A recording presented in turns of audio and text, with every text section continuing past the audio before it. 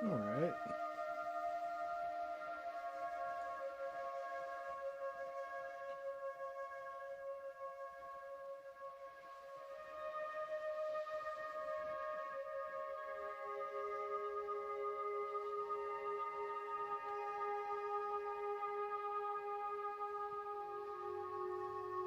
Still figuring out how to set up my thumbnails and to get rid of the phone number that's in my YouTube chat. And change the thumbnail for every stream I do. But, hello all. Let's turn my mic up a little bit. Check, check, check. Hey, hey, hey. Check, check, check. Check, check, check.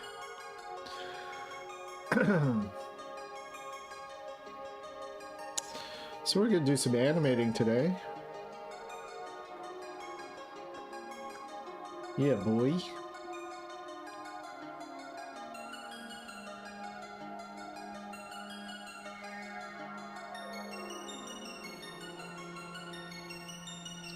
Yeah, boy. Not animating, actually. We're going to do some rough storyboarding of emotional poses. This scene that was different before, but let me take Friday out of the... See you later, Friday. So I gotta, what's up, Ralph? I gotta find the poses for this glorious blue character. So...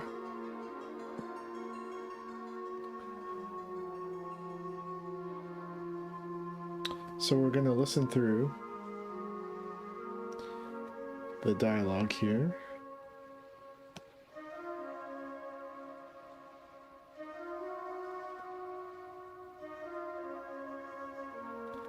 You are the gatekeeper of death. Can you transfer that power from this plane to the next? And if you are the gatekeeper of death, can you transfer... And if you are the gatekeeper of death, can you transfer that power from this plane to the next? Hey, Pressure Matt, what's up? Does Jesus 2 have funding? Good question. Jesus 2 has potential funding,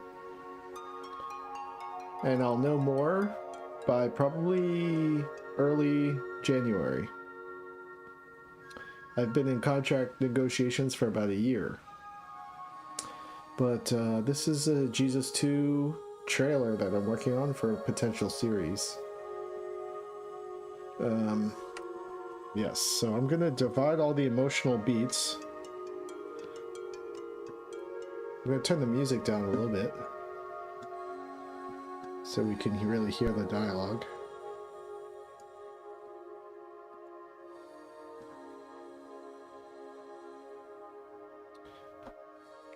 And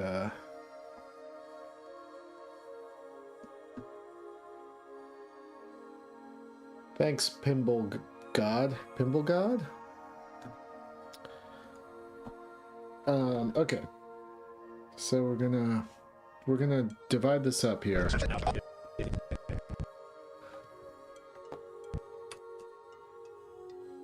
And if you are...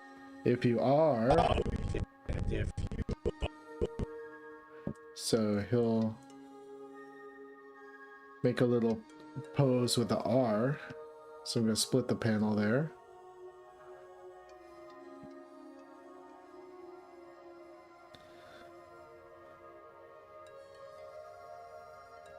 And if you are the... If you are... If you are the gatekeeper...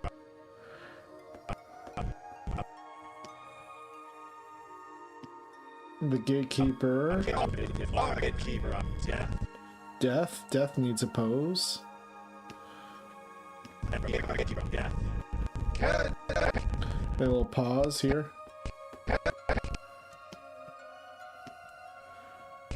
Can you try...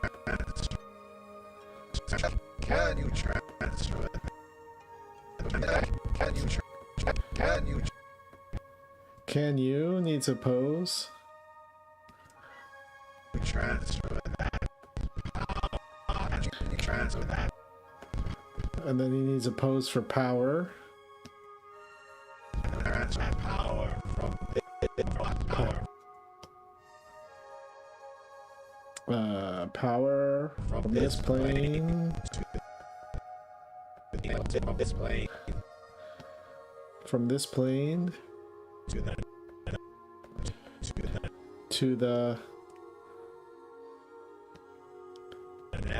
next. Okay. I'm not still sick. No. As far as I know, I'm not still sick. I am still blowing my nose here and there. I don't know what's going on with me. Maybe I'm dying. I don't know.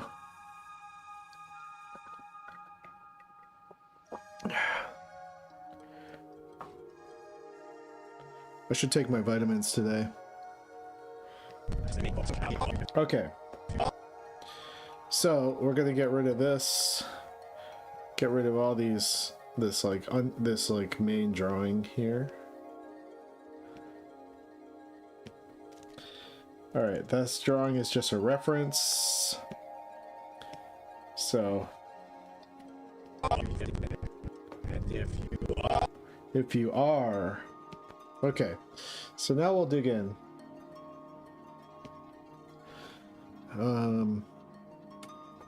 I'm gonna use this so I don't get caught up in the details. I'm gonna smooth it up a little bit.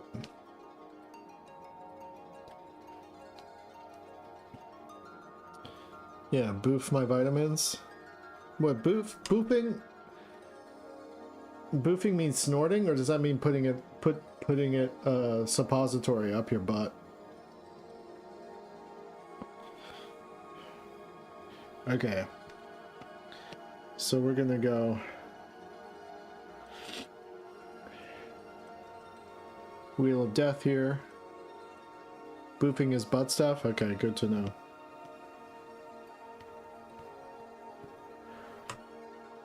So here we go.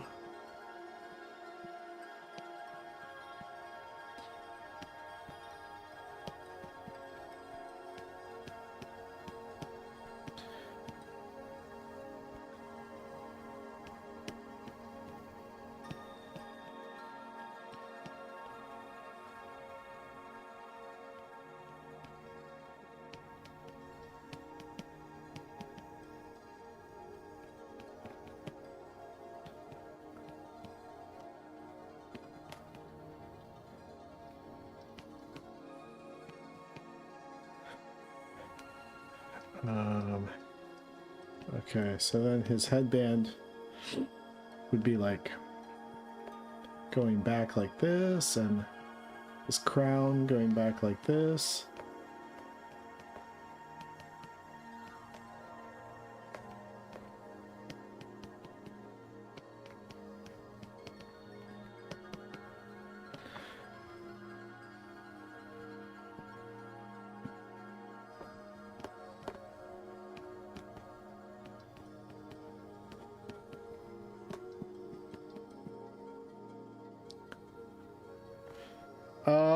Yeah, maybe it's a woman, I'm not sure. Actually. I've only, so the original, in the Jesus Too Short, this character is voiced by Michael Cusack from Smiling Friends. So it's been a male voice doing the voice of Glorious Blue, but Glorious Blue has titties. But I don't know.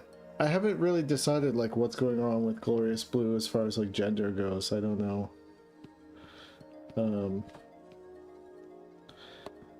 Like, could be he just got a boob job because he was bored.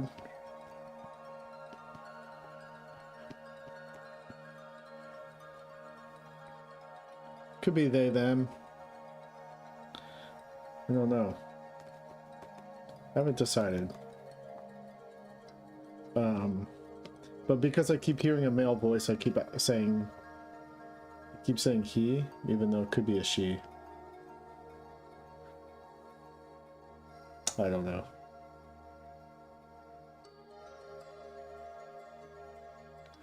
Androgynous, yeah. Unknown. Maybe I'll never even address it. Well, I'm addressing it now, I guess, but it's just like me just casually talking about a character. I don't know.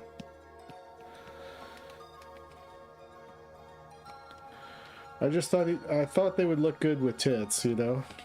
That's all. You know, I thought they would look good with a bikini. So that's what I drew.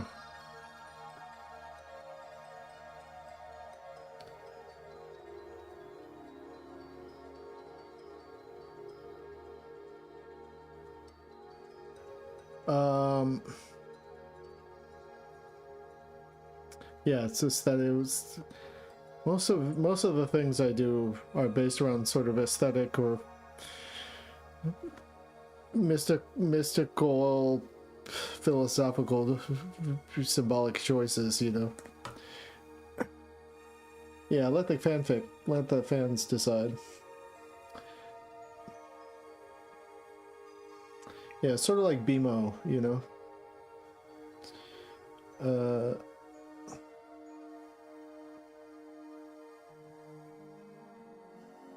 Hey, thanks Hack41D. Yeah, I hope to put it back up at some point.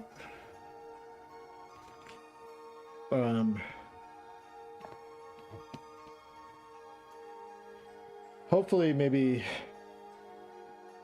in the early new year I'll put up a censored version so I don't get 18 plus.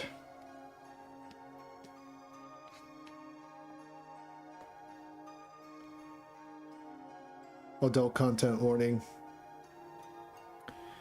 No, I think BMO is just like always been sort of not a boy or a girl, just like you know, people have asked over the years, and I think the official Adventure Time stance is like unknown.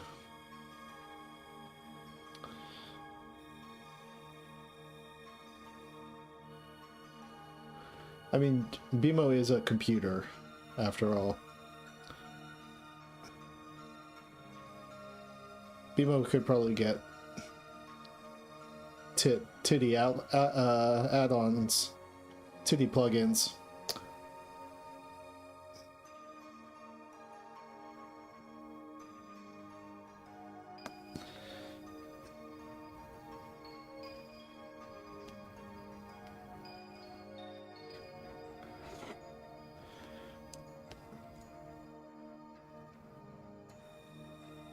Alright, so let's see.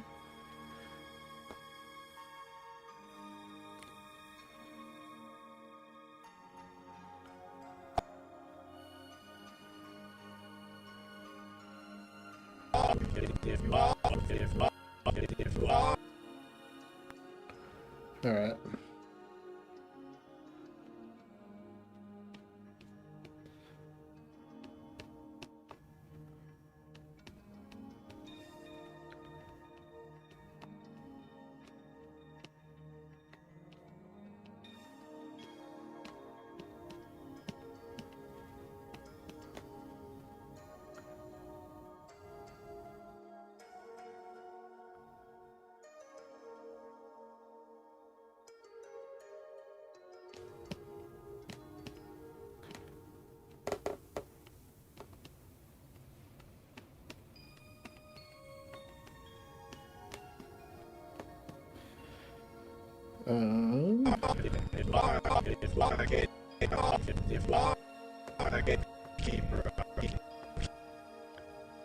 Oh yeah, I liked BMO's cowboy phase. In Mother Russia, AI bot farm opinion you.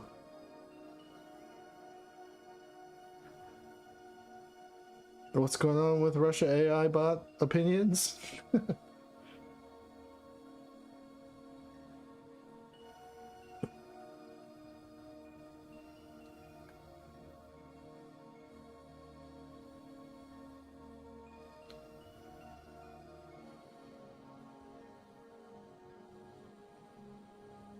I just remember the cowboy episode.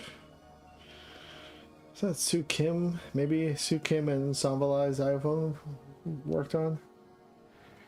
And if you are the gatekeeper of death. Alright, gatekeeper. If you are...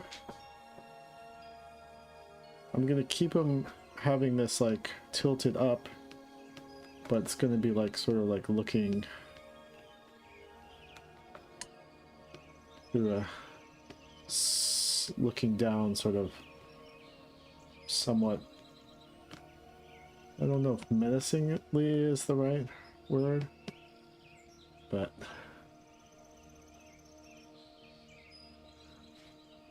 Steam user images. I don't know. Angel Face, yeah, that was the episode. Angel Face, man, I forgot about that episode.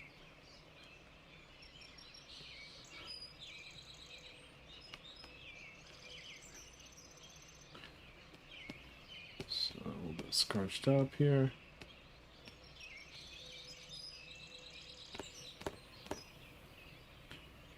Oh, BMO GIF.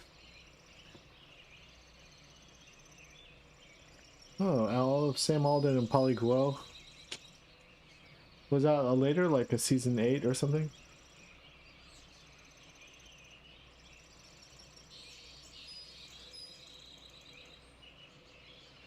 No worries, we're schizo stepping friendly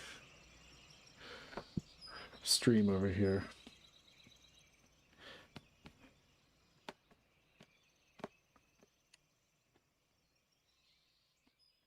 I don't know what schizo stepping means, but I think I understand the gist.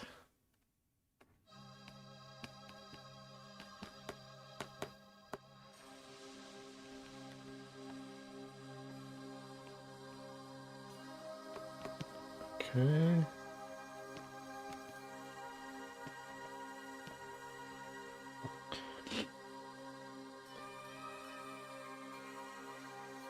Season 8, okay. Yeah, I've never watched past season 7, so I don't know.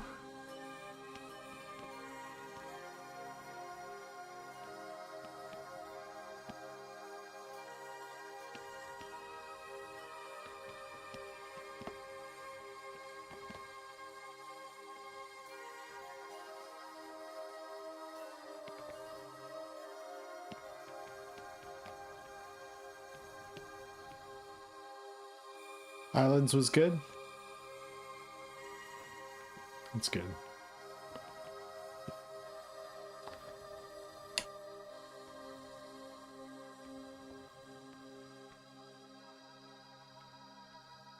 I haven't seen Polly Guo in a long time.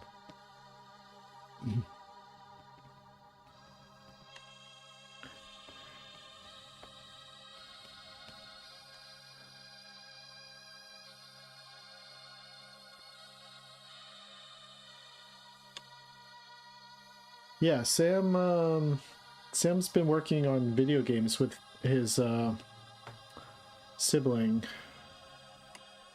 for the past couple of years, making video games.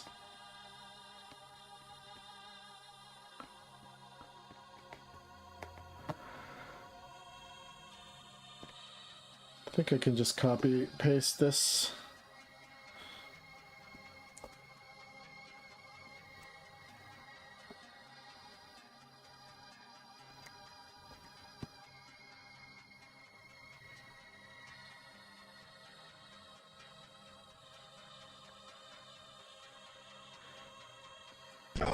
If you are the gatekeeper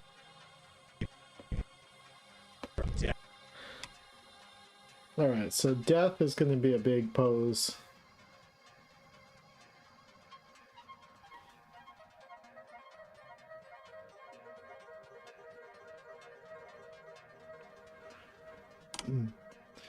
Yeah, well, the modern, pressure mat, the modern landscape is like, you got to make your own. If you want something to exist, you just got to make it yourself, so I'm out here making my own, drawing my own biography, basically.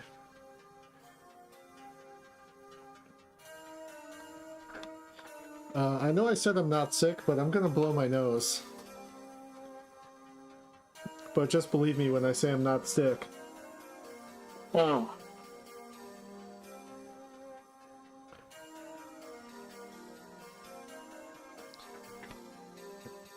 Yeah. Alright. The gatekeeper of death. Death.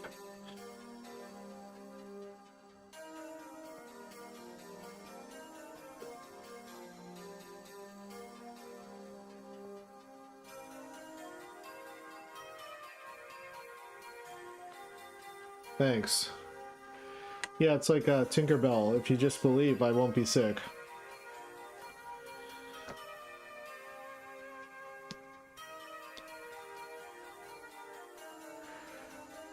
So he could really, I mean, or he or she or whatever the fuck. Hey, thanks for the following. Yeah, it could be allergies. I've always pretended like I don't have allergies, but who knows.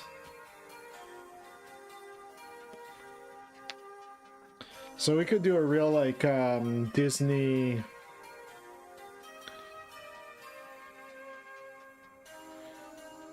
You know what I mean? But I'm just gonna...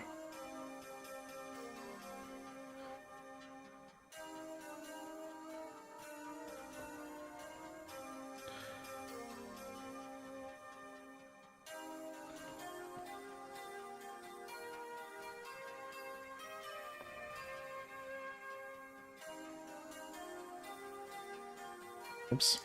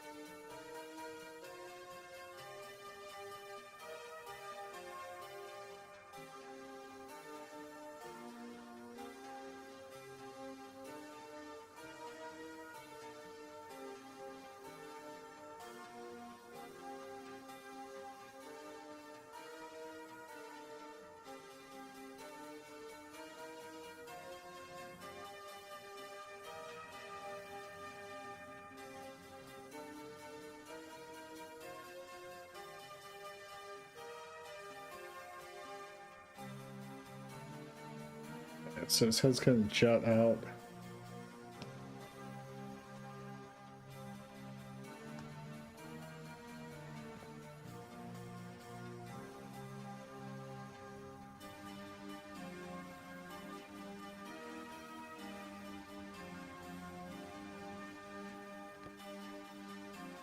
I think that had... Oops. Should like come up like more like that.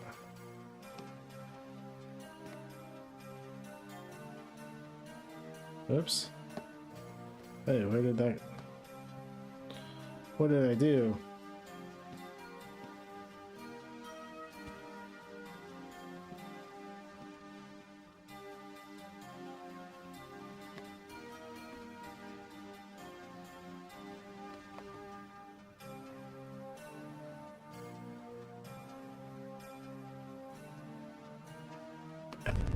Can you transfer the gatekeeper of death?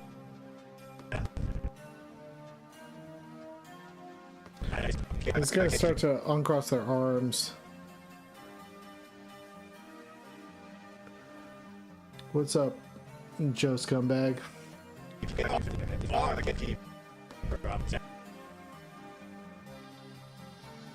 Maybe it's like a little bit too angry.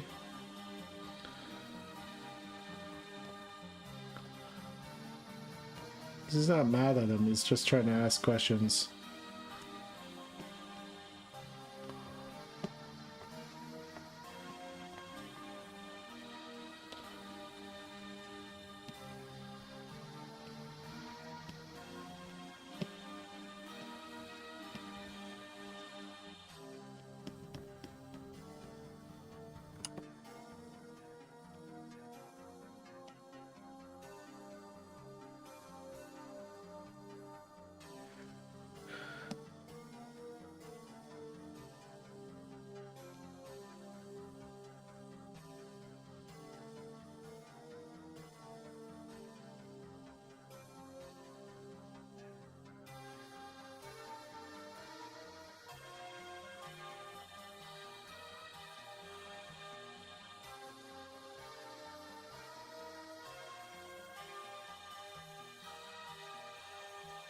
And then he's gonna start to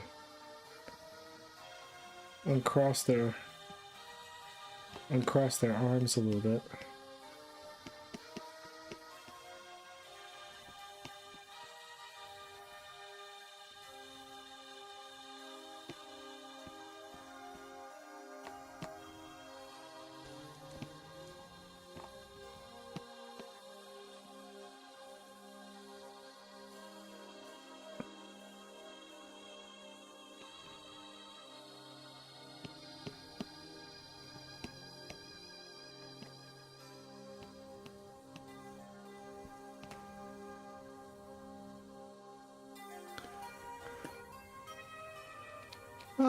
I wouldn't say it's hard work. It's more like, it's more just like patient work.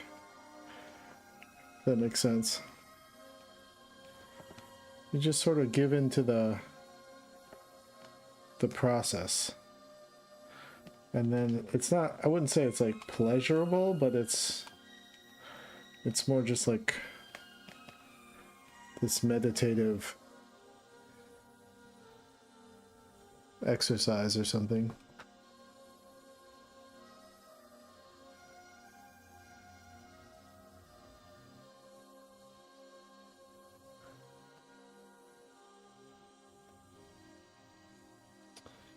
How long have I been animating stuff? I've been really getting more into animating things, I would say this past year. Like 2024. Dipping my toes into it more in 2023. I was more of a storyboard artist, you know, but out of necessity, I've started to invest into getting better as an animator.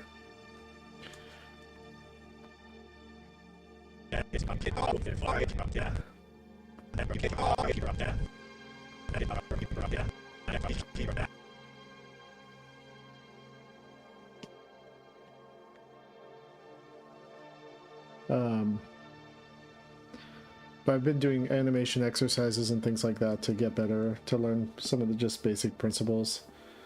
Also, it's been helping me improve as a storyboard artist as well, so sort of double benefits.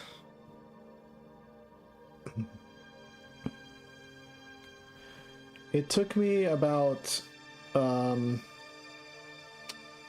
in all, I mean, not full time, but it took me about 3 years to finish Jesus 2, like from beginning to end, with all the sound mixing and everything. The main brunt of making Jesus 2 probably took about, I would say, a year, maybe a little bit over a year.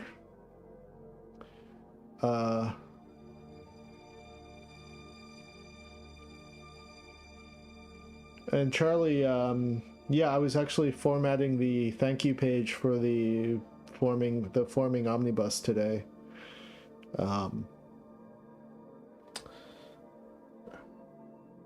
or not the thank you page, the I think they call it the indicia,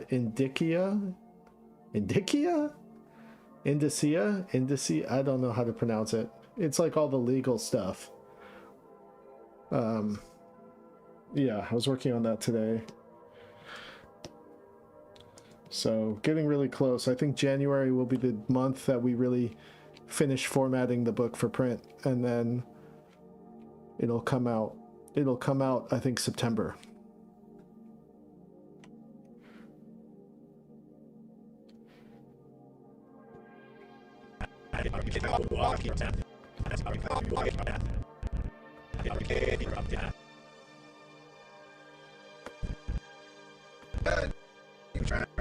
Can you transfer that?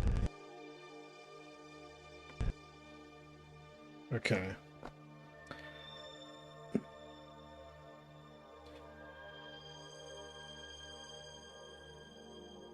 Did I say something about legal stuff in a video game?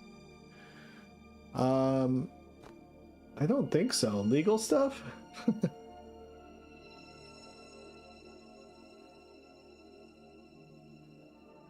Legal stuff in my book. Legal stuff, contract for Jesus 2? What are you talking about?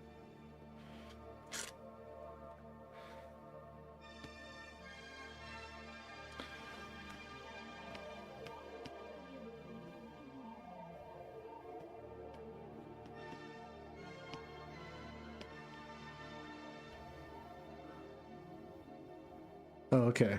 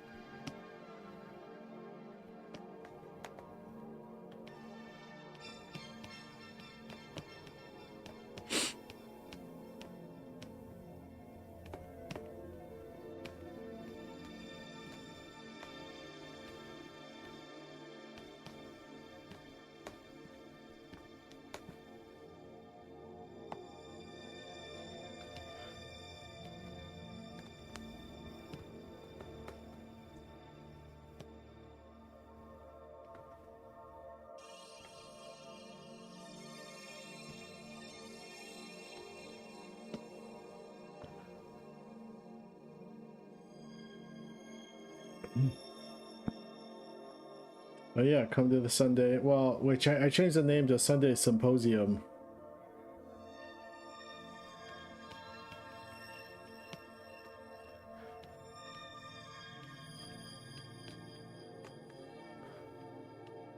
In order to get people on, who join into chat more.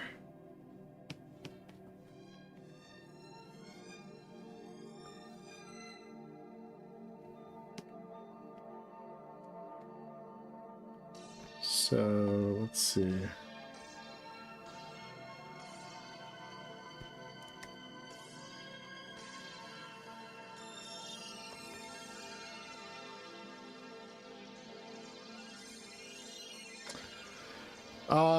I changed some things around. I haven't really changed the length too much, but I passed it along to my friend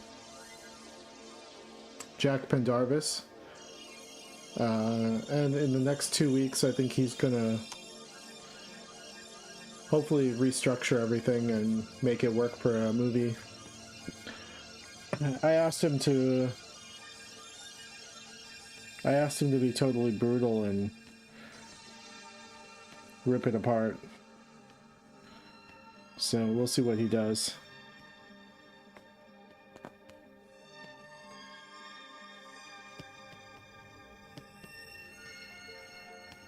Because in its current form, it only works as like a 4 to 5 hour movie, and I just can't. There's no way I can raise the budget to do that. So I'm gonna have to. It's gonna have to be a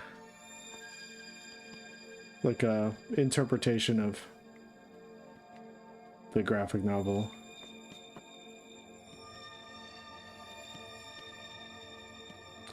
For the medium of a feature film.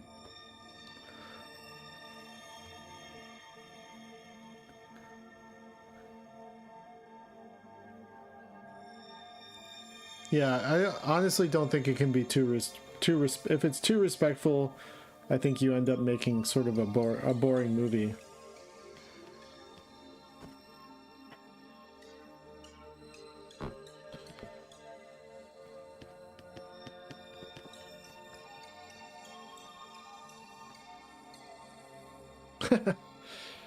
Yeah, that's a colorful, Jodorowsky's colorful language.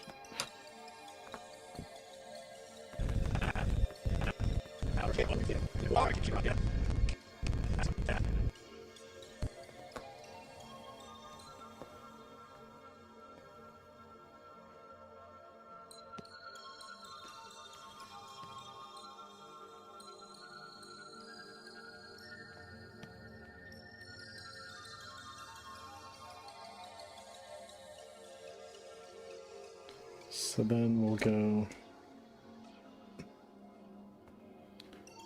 pretty far unwinding here.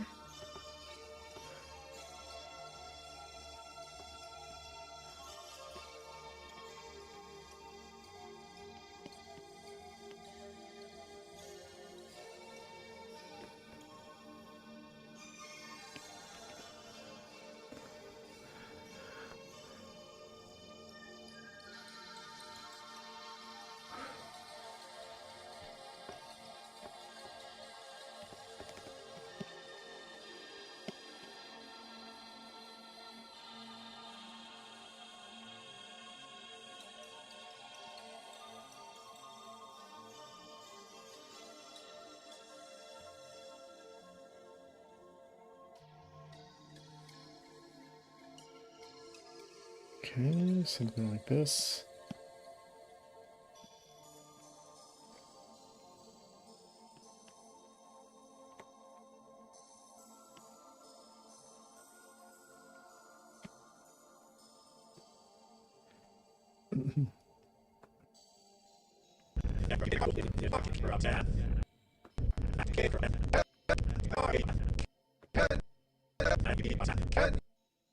Can you transfer that power from this plane to the next? Alright, and then... Oh, I forgot his eye bags. Eye bags.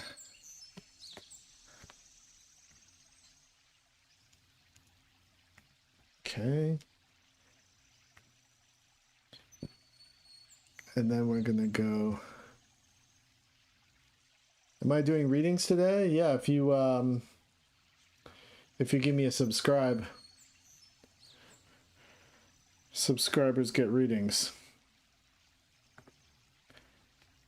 So we're gonna point here.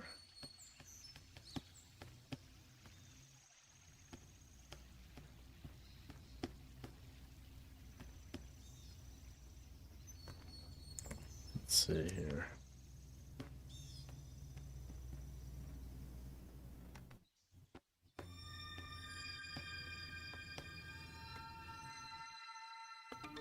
Unless you're already a subscriber. I don't even know how to check that. So I can be easily fooled.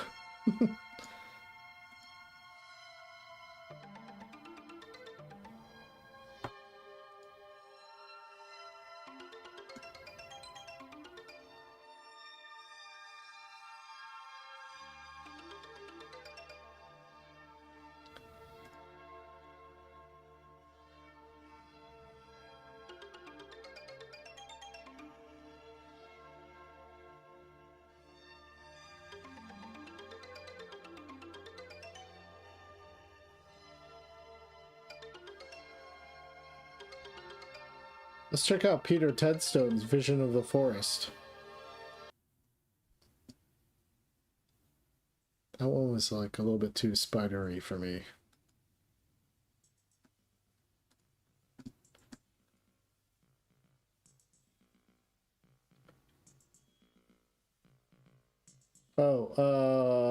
Oh yeah, I forgot that, yeah, I started YouTube streaming, so there's a whole different...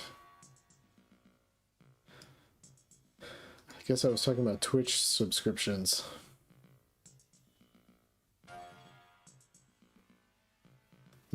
How do I incentivize YouTube watchers?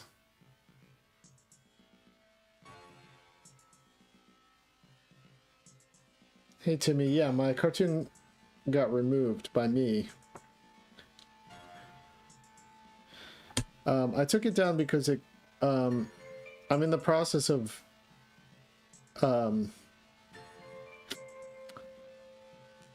negotiating with a streaming platform to host Jesus 2 on.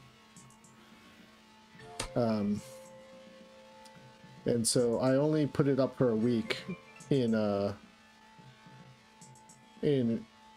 compliance with my contract I'm working out with those guys. But I'll put it up again eventually, but it may take a while for me to put it back up because I have to honor the contract I'm working on with this streaming platform. But I just put it up for a week to generate some hype around it.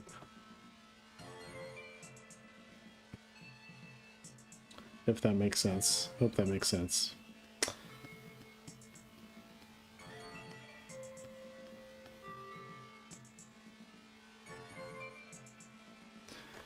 Yeah, I think the contract I'm working out with them is that they'll have the rights to stream it for 3 months. And then after that, I can put it on YouTube. Pretty sure that's the deal I'm working on.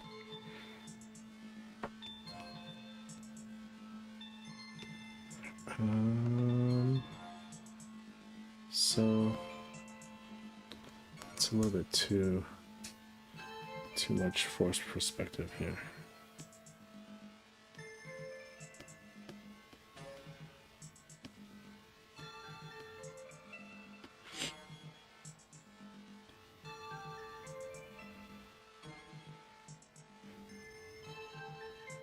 Yeah, I'm that's why I'm making this trailer right now. I'm making this teaser trailer for a series for Jesus 2 to try to get people hyped.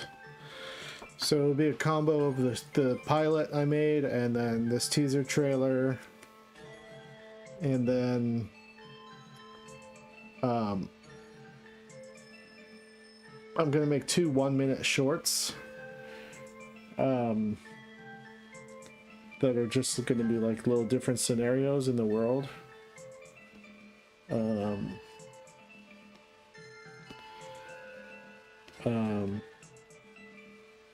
Let's see here.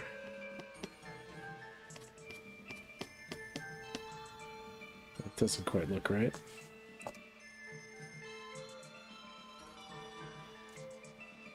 Let's see.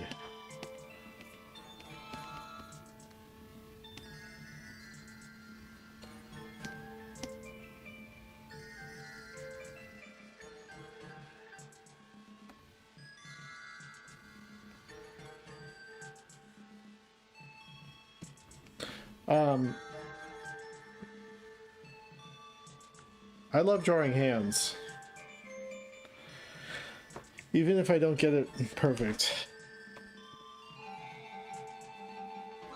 I like to draw a different amount of fingers for whatever shot is appropriate. I don't care about sticking to like a certain rule about finger numbers. The lore of Jesus 2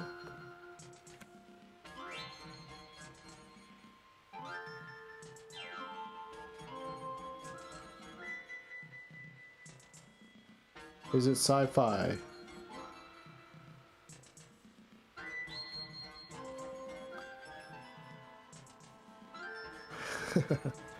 Well, it'll be back up in probably in March.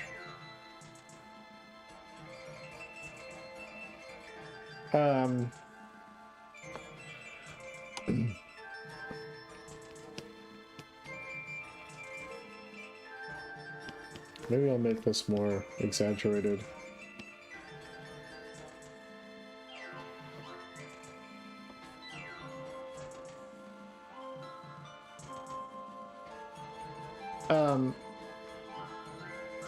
What is the lore of Jesus 2?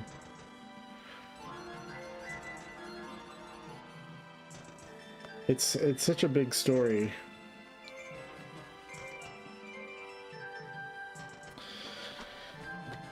But basically, what happened was sometime in the future,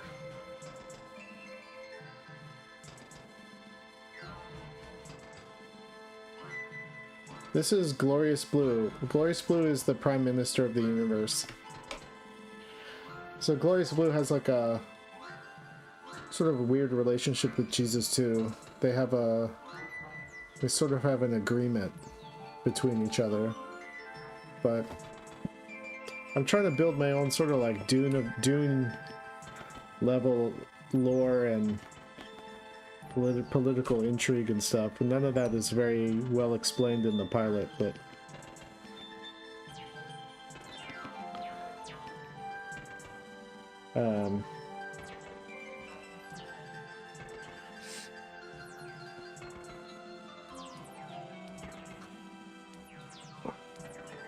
they have an agreement between each other, but Glorious Blue is trying to get what he wants out of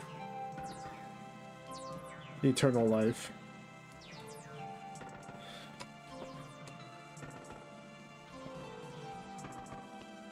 Everyone's just trying to use each other, you know?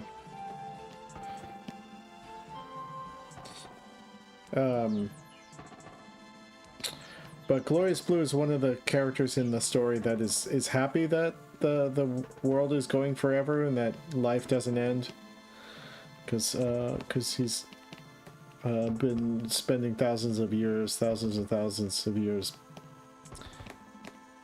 in building their empire and accumulating power like the same way a dragon accumulates gold, or I guess.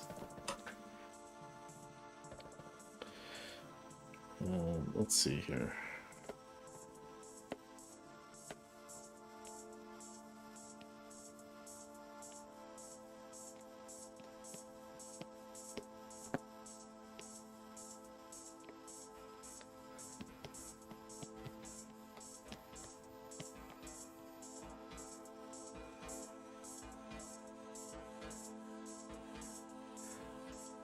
But I'm still figuring out, like, I have all the, like, pieces of the chessboard, you know, and I'm still figuring out, like, how they all work together and how the tone of some of these characters I'm still figuring out. Like, I'm trying to figuring them out through these small little skits I make. Just, like, you're figuring out character dynamics and, like, what makes them funny and what makes them mysterious or interesting.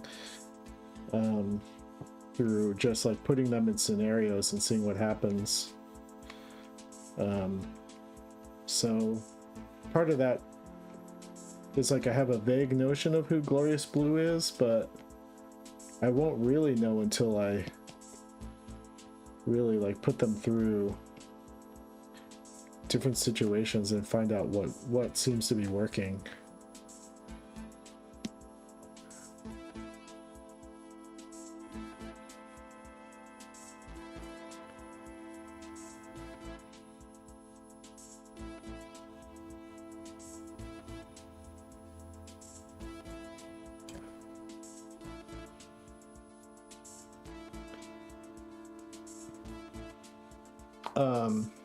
Is he blue before, or is that the character? The character I'm drawing is named Glorious Blue. I live in Los Angeles, Timmy. Hey, Ocheng, what's up?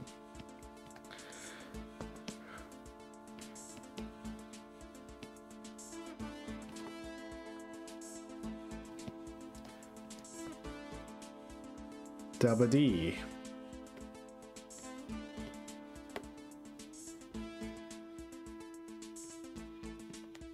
I don't know how this music is supposed to be the sounds of the forest, but it's alright. Maybe it's like a wolf on the hunt.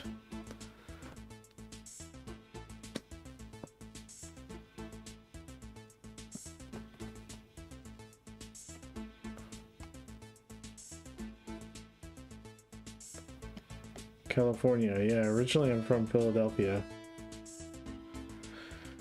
I grew up outside of Philadelphia.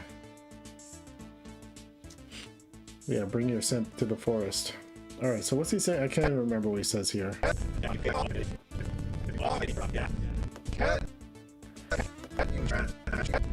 you transfer that?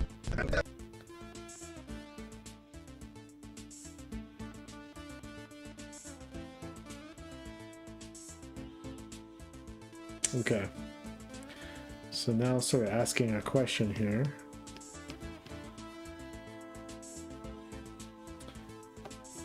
Just for contrast, I'm gonna have him looking, have them looking down.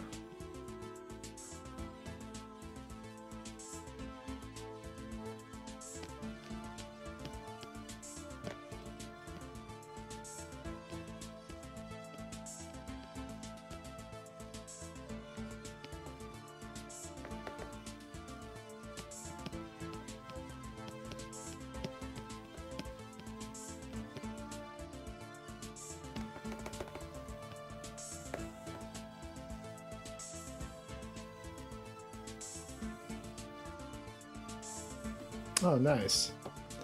I grew up in I grew up in Parkside, if you know that town outside of Philadelphia, small town next to Media and Swarthmore and Wallingford.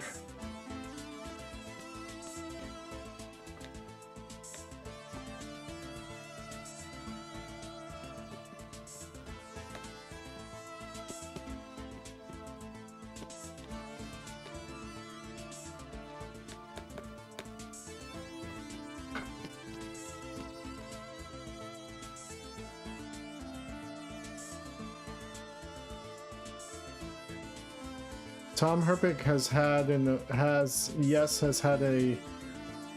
a big influence on how I draw hands pointing for sure. I would say yes, I'm from Delco.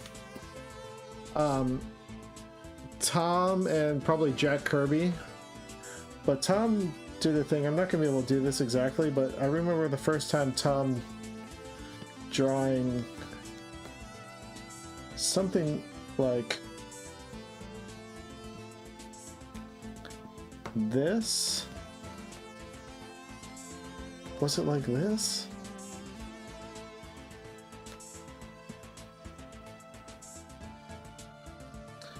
He used to draw people pointing straight at the camera.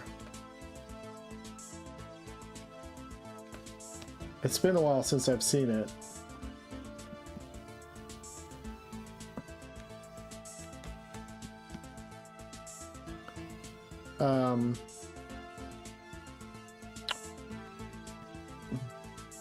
Tom had a really nice stylized way of showing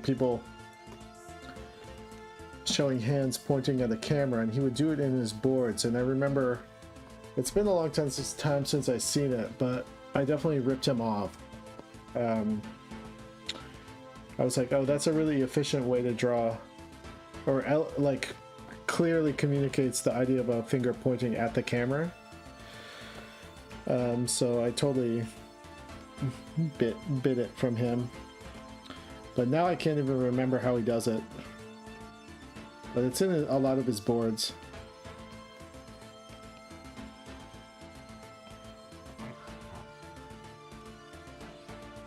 Yeah, he does a certain sort of like fin pointing pose.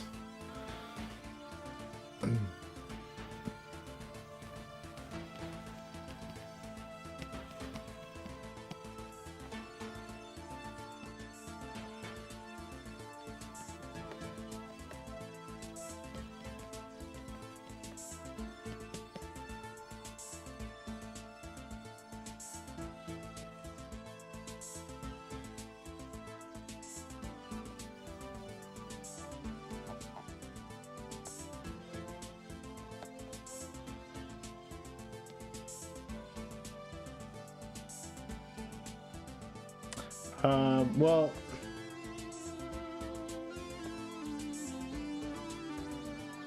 Tom was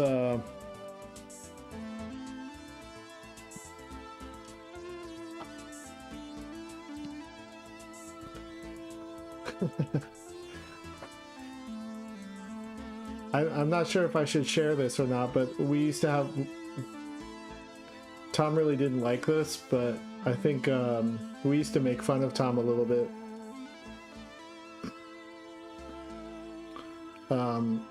I think Akko had a nickname for Tom. She called him Tom Perfect.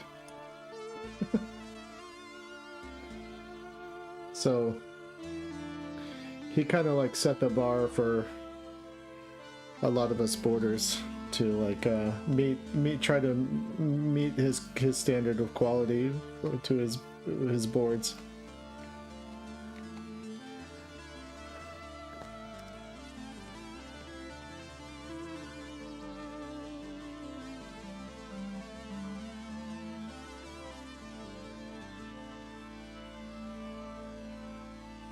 Oh, you're from media, nice. I used to go to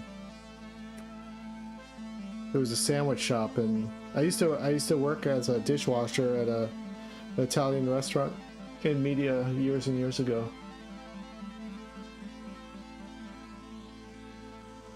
I've never seen Mad God. I heard from friends of mine that it's like looks really cool, but that it's sort of tedious to sit through.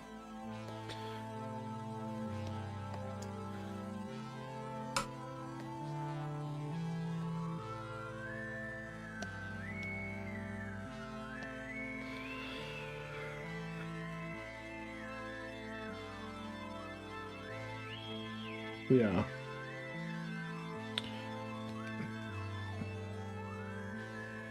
Tom was definitely in his class at SVA, was like one of the bigger art stars to come out of SVA.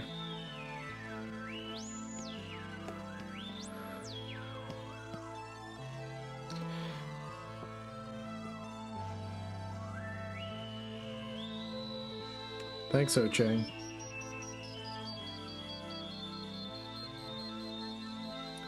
What do I think of modern day Disney? Oh, Pinocchio's. Yeah, I used to go to Pinocchio's all the time.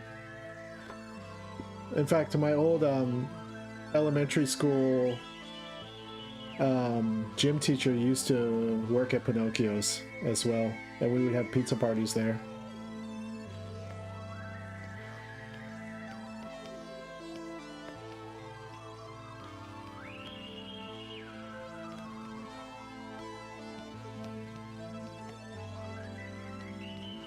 I used to go to Media Friend School, if you know Media Friend School.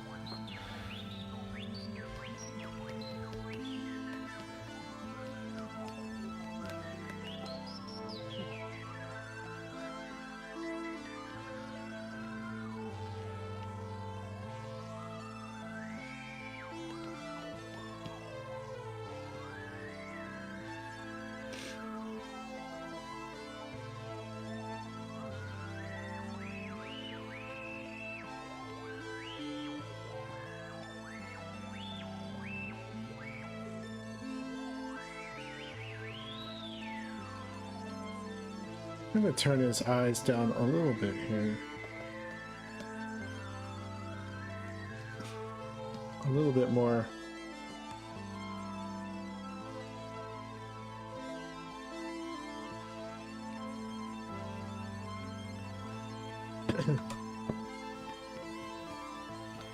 I remember being intimidated by the episode Tom and Steve Wolfhard did called was it Mortal Folly? Mortal Folly?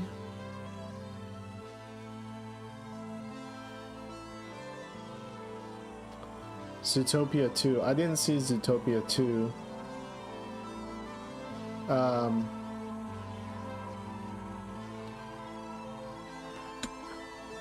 What's the last Disney movie? Does Pixar movies count as Disney movies since Disney owns Pixar? Is that, should I consider those two different things?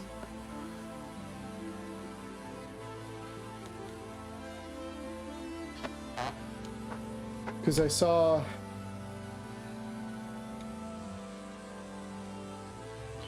Gosh, what was the last Disney movie I saw? What was that dragon one?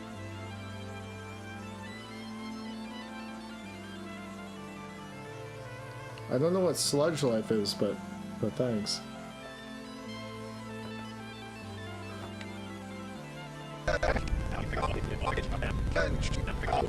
Gatekeeper of Death. Can you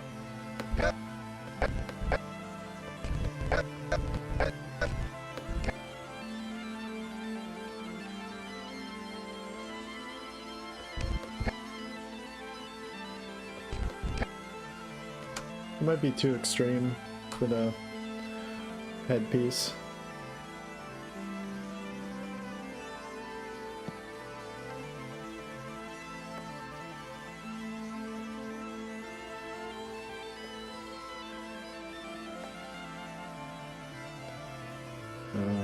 Let's make it a little smaller.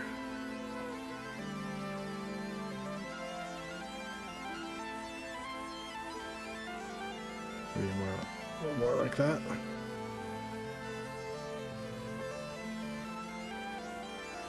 Oh, Wish.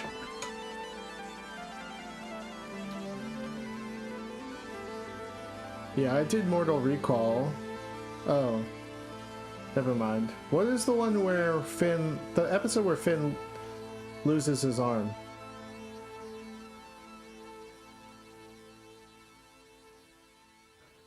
That was the one that Tom and Steve Wolfhard boarded.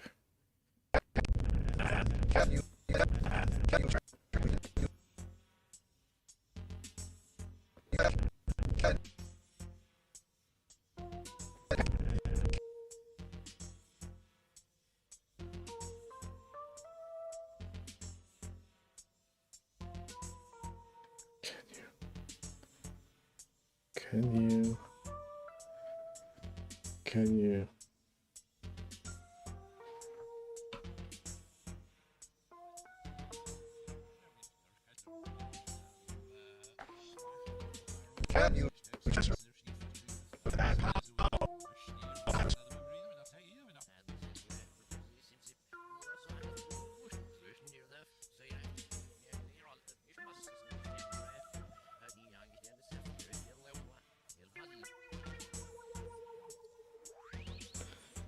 There was a Wish, not Wish, some movie about a girl and a dragon or something like that I saw on Netflix maybe 4 years ago or something.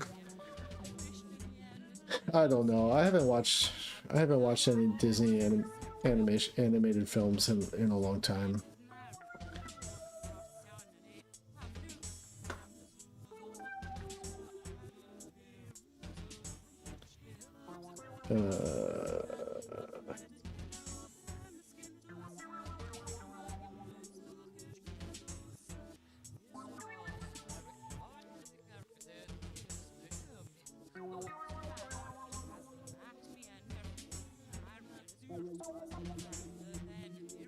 Let's see this one. David Cosmo, Time Travel from 1991.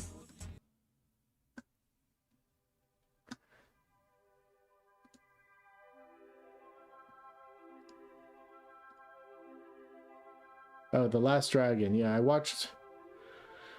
I think I watched about 10 minutes of it, and it was unwatchable.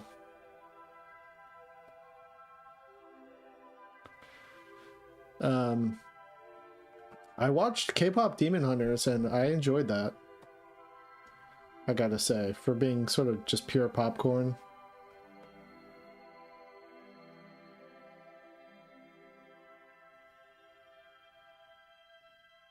I also watched Flow, the animated cat blender movie, and I really liked it. I thought it was going to be really corny, but I enjoyed it all the way through. Thought it had really nice pacing and interesting themes. It had like a much more mystical story quality than I thought it was going to have. I didn't think it was going to be some sort of like post-apocalyptic biblical story. It's interesting.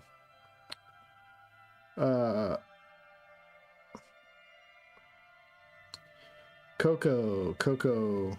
Was that the Italian film? No, I'm thinking of.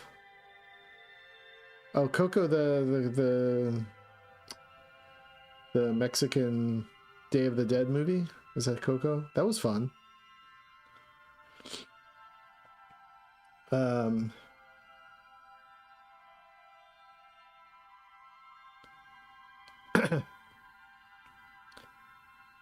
Yeah, Coco was fun.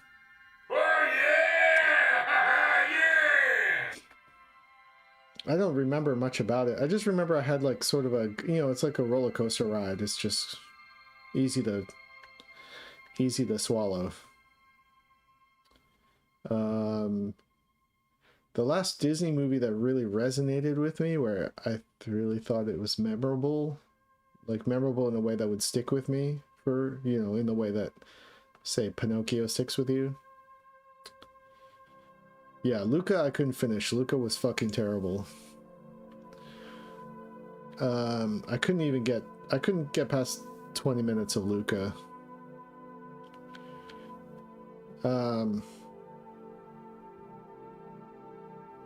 I didn't watch Lilo and Stitch.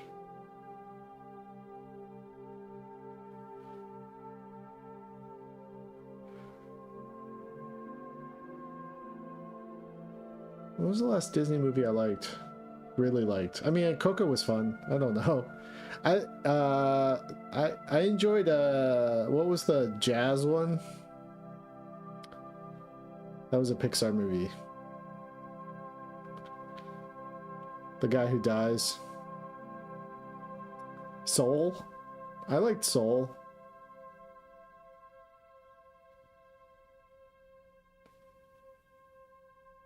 I mean, you can like Luca if you want. I mean, I'm just saying how I reacted to it.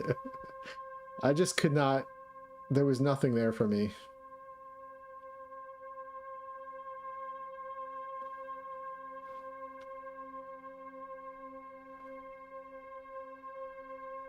I like the, what I liked about Soul was the escalator going up into that Annihilator, the Annihilator hole. I felt like they did a good job, like, depicting something scary and ominous and beyond human comprehension,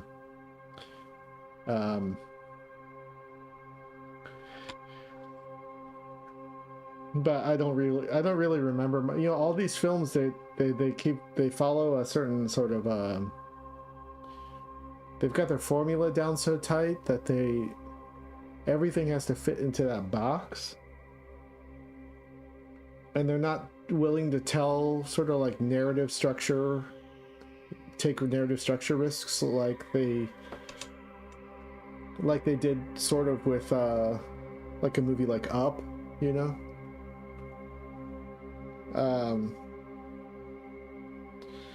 Yeah, certainly the escalator made of Come would have been better for sure.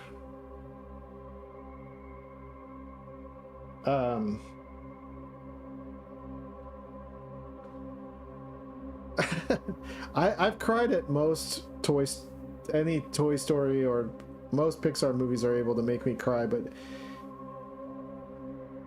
it's a formula that they know how to. They just aren't afraid of using these certain manipulation tactics to get you to cry, and it's like very manipulative, like I know I'm being used when they hit those scenes, like in Inside Out, when the imaginary friend sacrifices himself.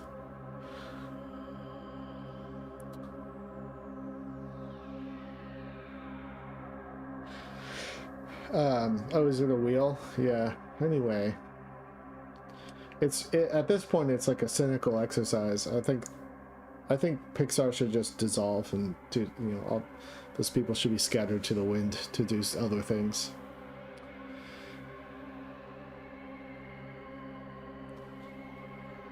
I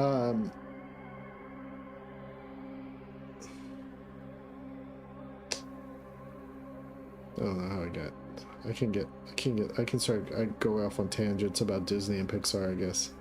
But I enjoyed, even though K-pop Demon Hunter follows all those, the same formula.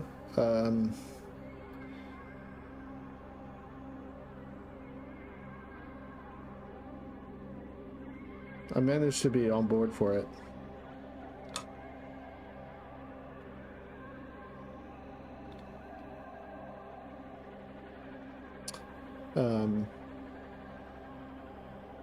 I don't think I would watch it again, but it was nice to watch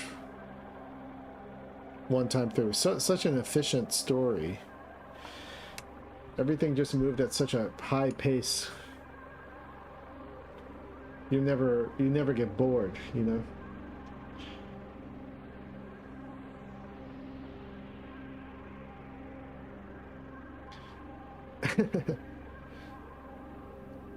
Yeah. But a movie like Flow still manages to follow some sort of similar story arc, but it's taking a big risk in that, you know, there's no dialogue. Everything is communicated for the most part through like visual world building. There's only like a few moments where they really push the character acting so that you know exactly what everyone's feeling, and it's like really basic. And I get why they had to do that, but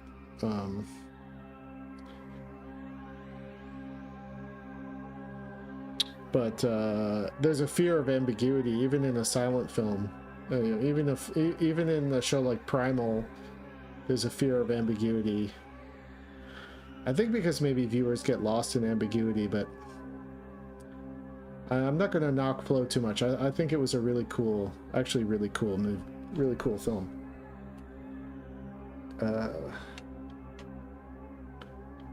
I haven't seen Marty Supreme. I'm curious about seeing it, and I haven't seen the Minecraft movie, but I really loved One Battle After Another.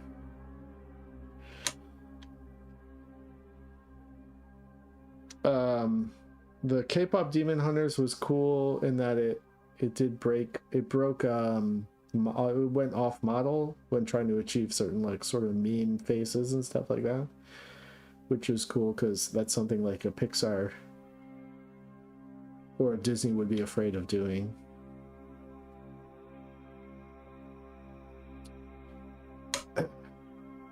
Ambiguity can be kind of frustrating sometimes, even for me, even though I have ambiguity written on my wall as a reminder to myself.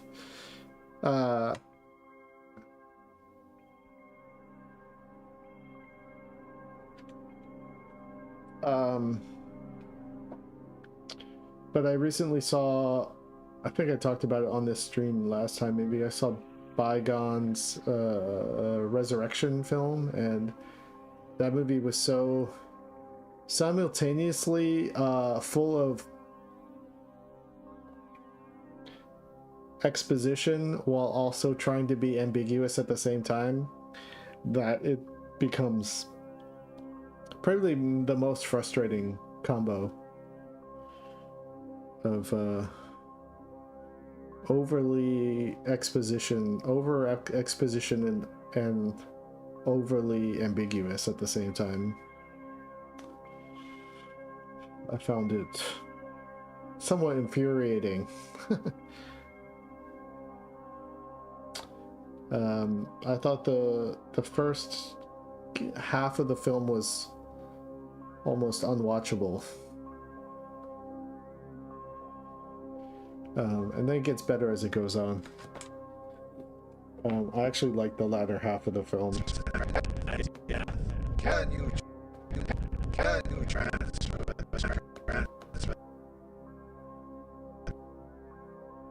Okay, so I'm gonna do. Let's see.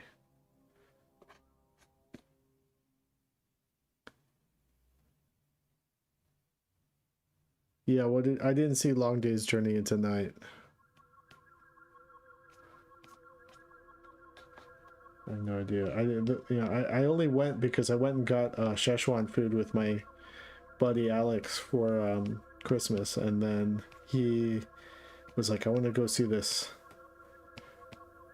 movie that's playing in theaters. I didn't know anything about it, and I was like, okay, let's go. And then so we saw Resurrection, and I was like, how do I get out of this movie? For the first half of it, I was like, maybe I should just go for a walk, because this movie sucks.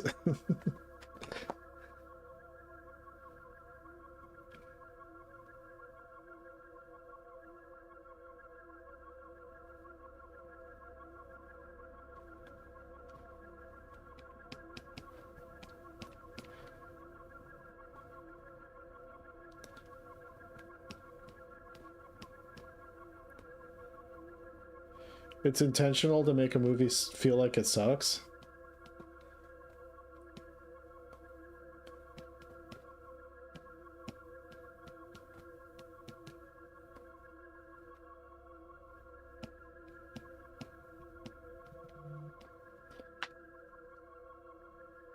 Oh, yeah, he definitely gave me a violent response.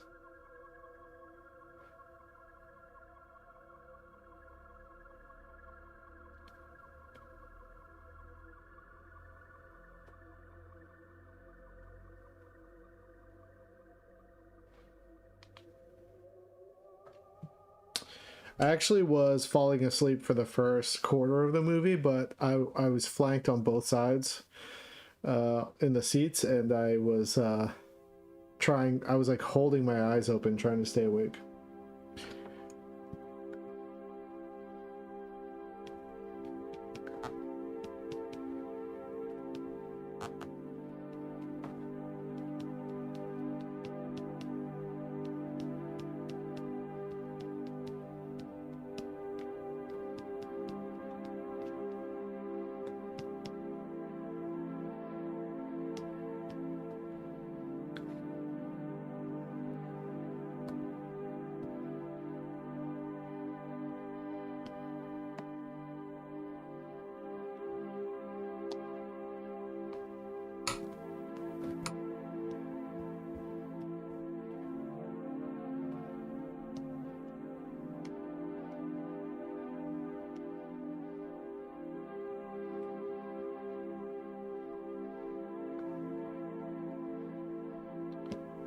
Well, you know, he succeeded, I guess.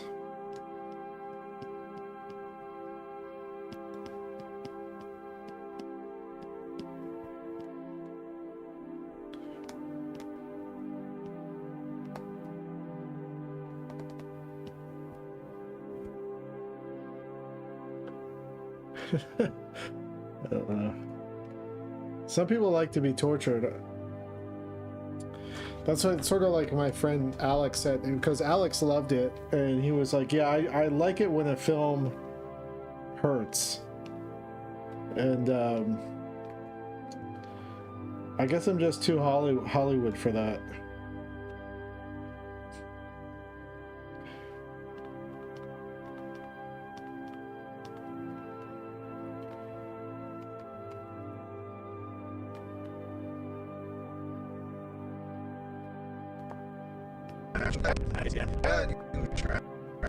Can you transfer that power from me to the net?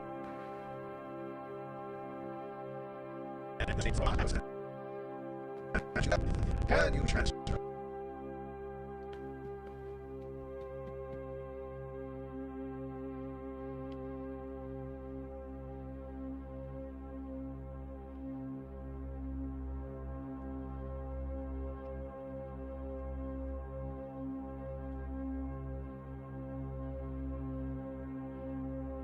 At what point is someone trying to entertain you become a threat?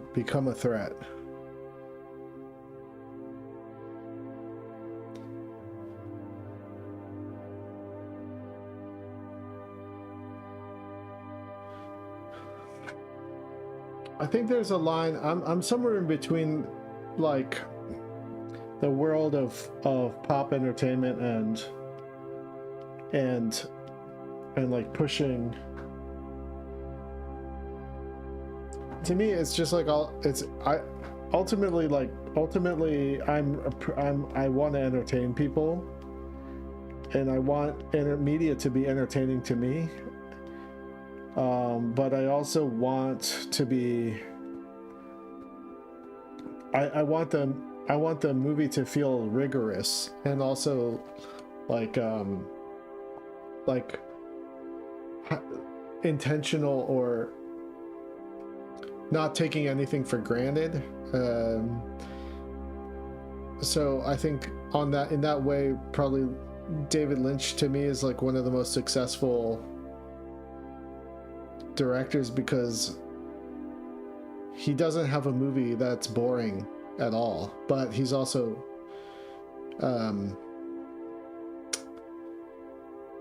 like playing by his own rules. So he's doing both things at once, and to me that's like the high watermark. Whereas a Bygone is, he's like setting up, at least with Resurrection, he's setting up the whole movie with this like info lore dump, and then it's all about the world and how it works, and it's not about the experience of the viewer. It's more like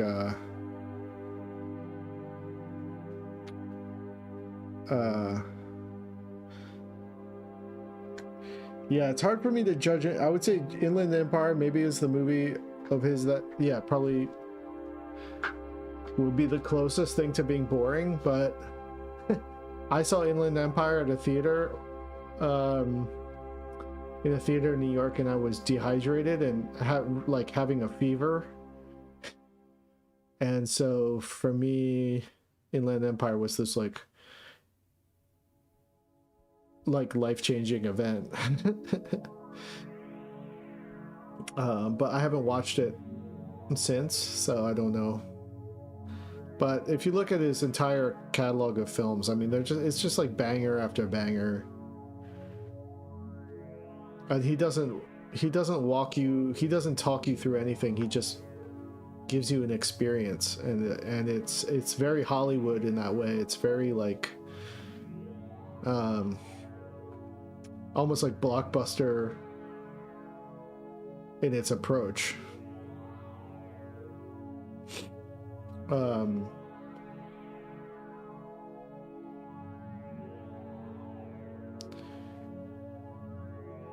Yeah, the opening like half hour to 40 minutes of Resurrection is just totally exposition about this like abstract idea about dreams, and the people who, it sets up this science fiction plot where dreaming is outlawed, and the people who refuse to stop dreaming are considered like outcasts of society or whatever.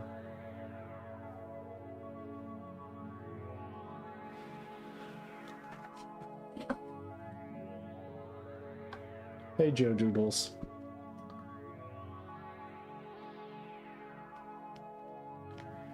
Anyway, we got some Bygone stands in the house. I don't know, I'll have to watch his other movies, but I'm really discouraged to watch his other movies because I really didn't like Resurrection.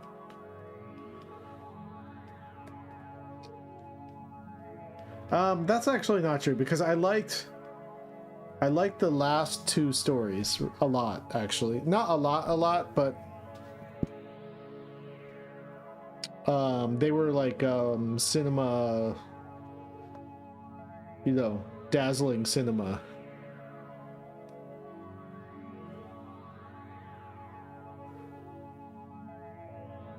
I haven't watched Heat in probably 25 years, so I'd have to rewatch it, but I remember thinking Heat was badass back in the day. That's all I really remember about it. just being like, this movie's badass. And I love Michael Mann, so I probably would still like it. I really want to rewatch his Miami Vice movie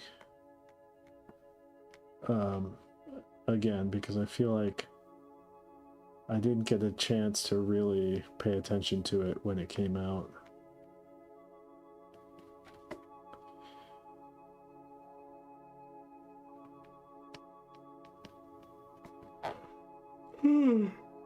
Is Kemo Nozume the demon one?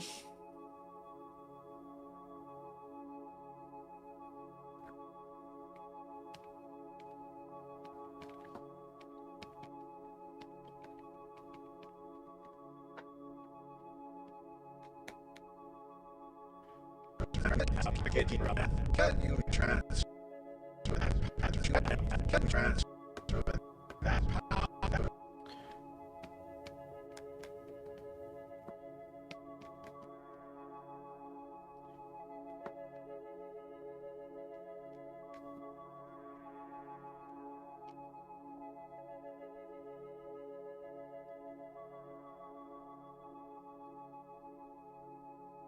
I wonder how far off the original model I'm getting. Beast Claw. Yeah, I've only seen like 2 episodes of that show. It's been a long time since I've seen it. It's not the one I stuck through to the end. For me, the Masaki Uwasa highlights are Mind Game and Kaiba. And then the thing he did for Genius Party.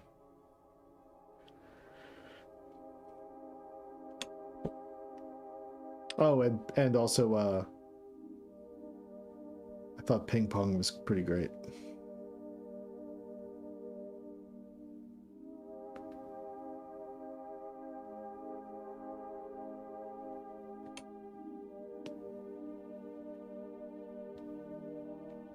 Oh yeah, I still have the reference here.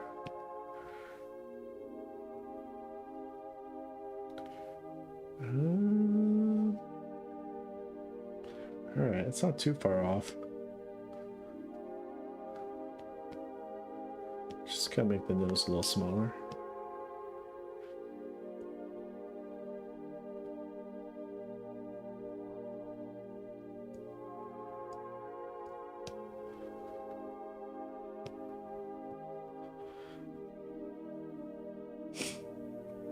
Yeah, I'll have to watch that. I don't know where I can see it. I remember seeing someone else watching it. I watched it with a friend of mine, like 2 episodes back in the day, but I haven't actually sat down to watch it myself.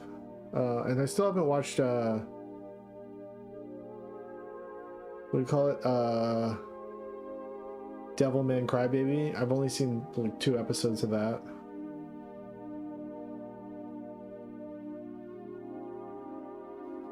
It's on Watch Cartoon. Can you transfer that power?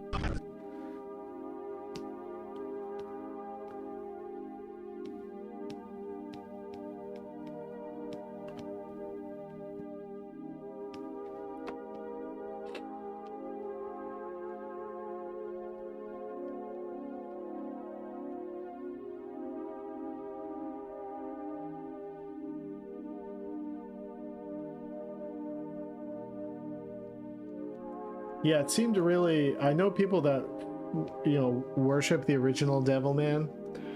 My buddy James, like, it's his favorite cartoon ever. But when I watched it... I watched, like, the first 2 episodes, maybe, and it really felt like too... It felt really, like ugly and grim to me in a way that...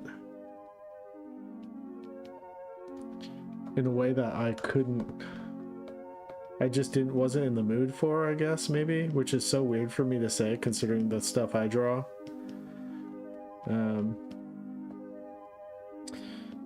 I can be kind of a hypocrite in that way, I guess, maybe. But I should try to check out Devilman Crybaby again. Try rewatching it. Am I gonna do cons? I guess it depends on the reaction to it.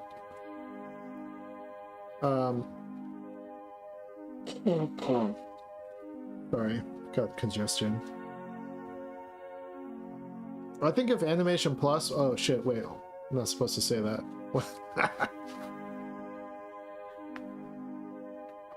I think if the streaming service I'm supposed to be working with wants to do cons, I'll do it. But I don't know how to do cons by myself, like promoting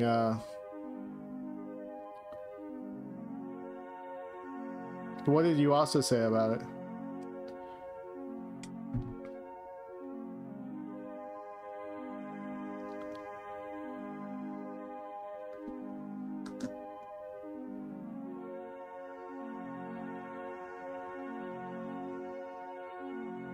Oh, that's cool.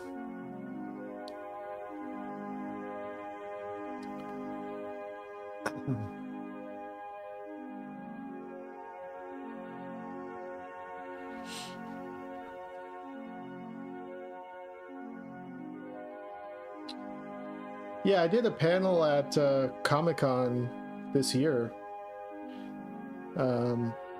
for Cartoon Network, Warner Brothers. I showed a pilot. I made with 3 other people called Hungry Ghost. So I do cons when people ask me to. And actually next year when my book comes out,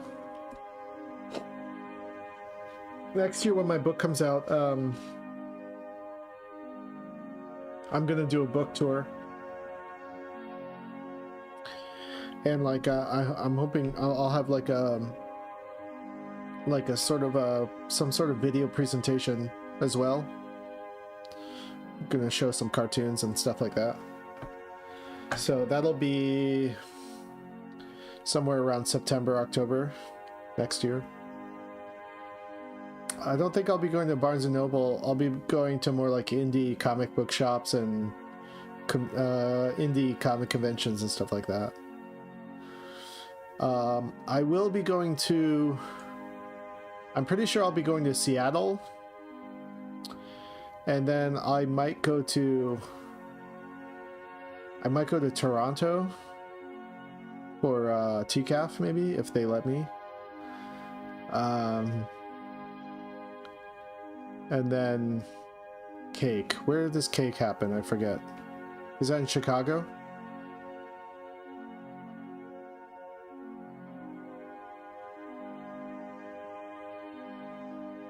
What's C2E2? No, there's a thing called Short Run Comics Festival or something like that in Seattle. So I would do that because I heard it's a good show. And then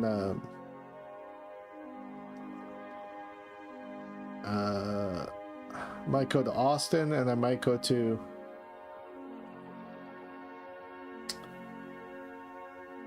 if there's something in Vancouver, that'd be cool, but I don't know of anything that happens in Vancouver, indie comics wise.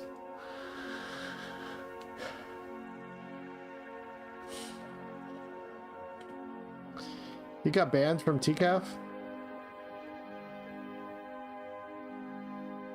I didn't know you were in that photo. I'll have to look at it again.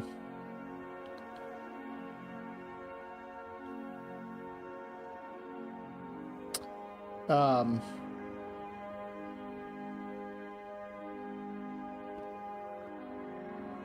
haven't had a chance to peruse all the leaked photos or the disclosed photos.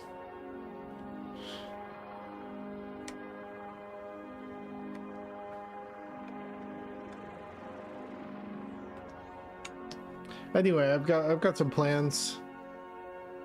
Oh yeah, I've got it written down. SPX in Bethesda, Maryland. I might try to go to the one in Ohio. There's a comic convention called CXC. And Short Run in Seattle. Yeah.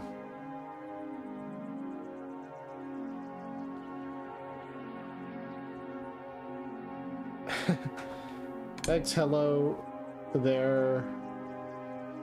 Oh, DJ, thank you for the tip, hot tip.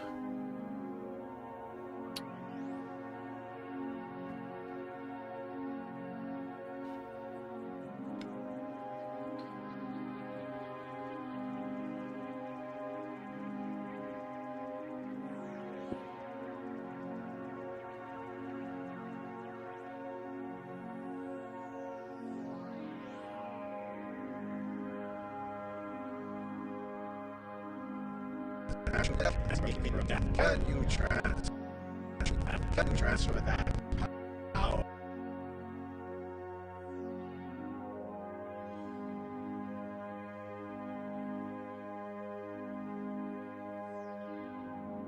Thanks again, hello.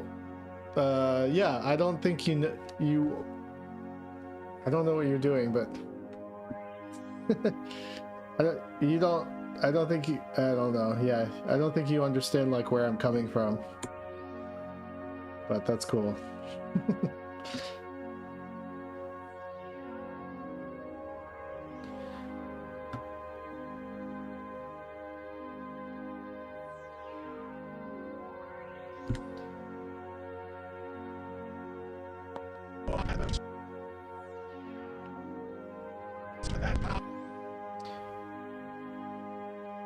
Yeah, I've never been to Short Run, so I'm excited to go because I heard it's a really good show. Let's see. I heard multiple people have recommended me to do Short Run because it's apparently one of the conventions left in the US where people have really good book sales and stuff like that. So just from a business perspective, it's good, I guess.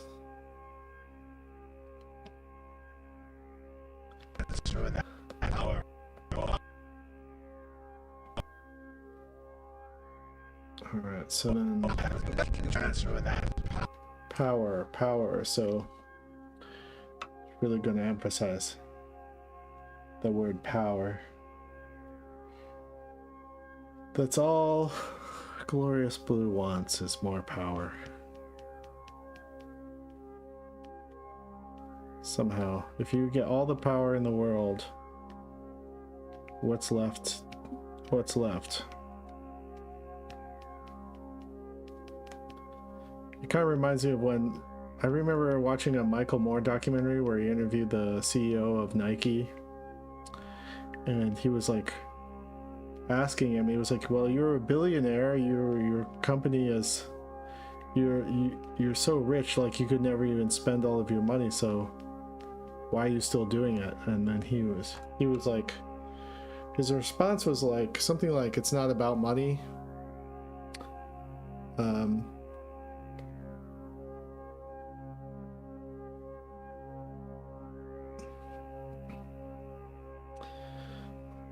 And that was sort of illuminating for me as far as like seeing the inside the mind of the CEO of like one of the biggest companies in the world. It's about something else besides, at some point it becomes something else besides money.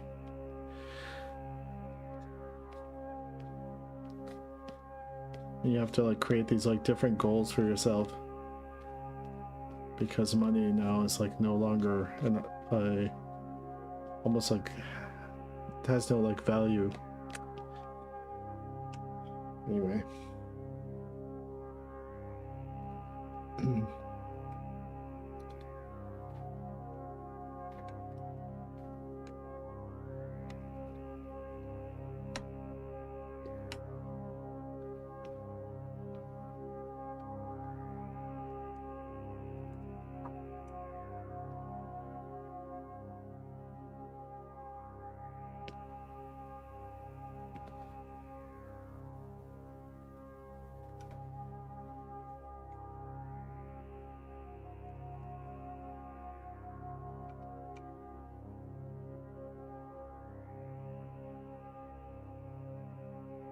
I think it's something like that. I think there will always be, like, no matter how you grew up, there will always be some sort of like childhood trauma related to sort of like high school or middle school lunchroom politics, the power struggle, lunchroom, the cafeteria power struggle.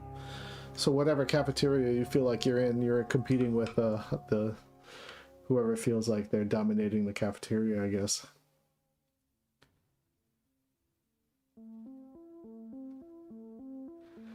Doom Planet in Pittsburgh. Okay, I'll write that down. Doom Planet, Pittsburgh.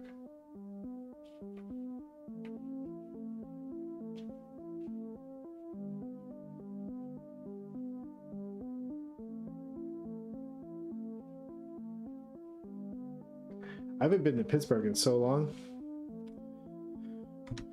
I used to go there quite a bit. The old mattress factory. I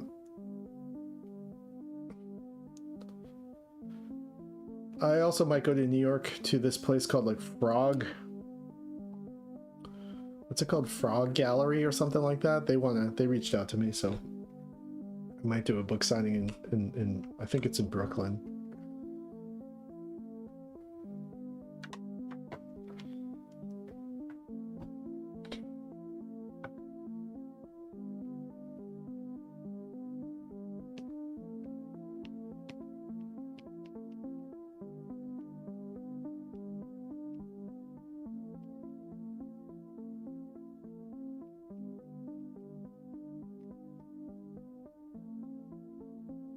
Oh, what's up, Matthew Cabrera?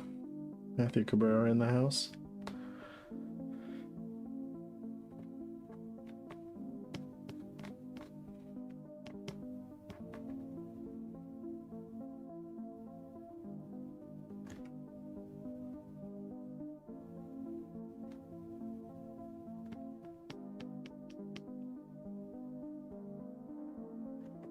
Actually, I think I might just copy paste the last pose and then move some things around here just to save a little bit of time.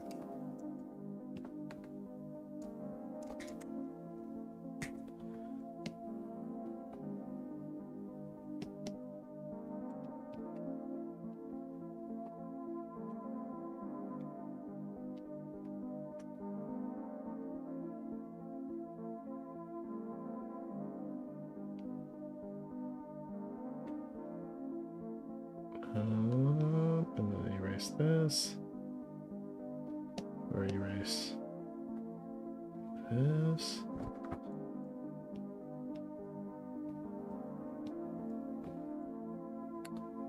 And lower this a little bit.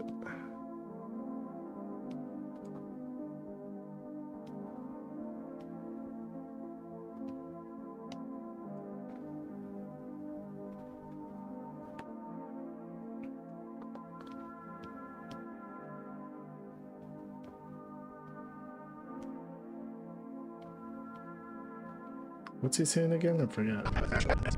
Transfer that Power, power, power.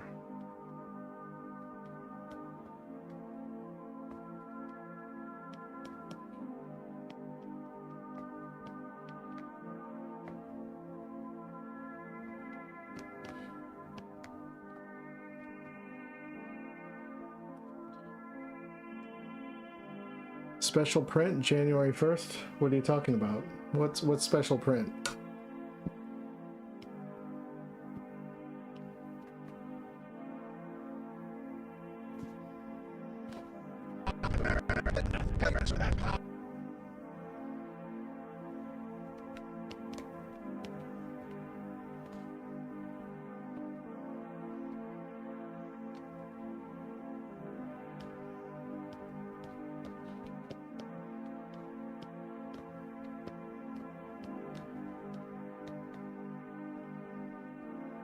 Oh, the sketch. Oh yeah. Yeah, I have there's a little contest that happens the first of the Saturday of the month on my Discord where you can win some original art from me. I'll send you a airbrush painting in the mail.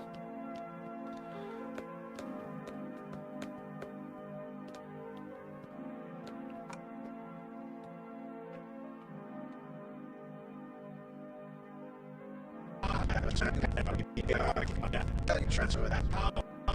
Transfer that power.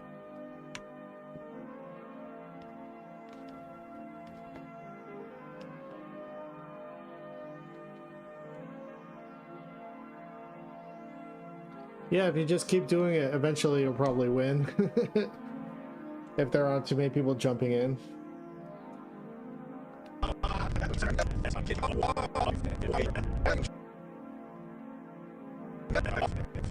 Transfer that power from this. Keeper of Death. Can you transfer that power from this? And then maybe he'll look at his hands from this world to the next.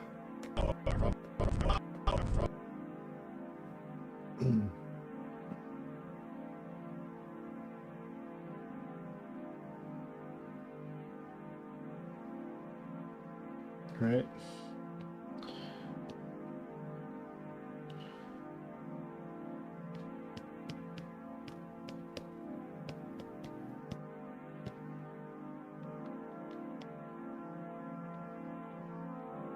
So let's compare.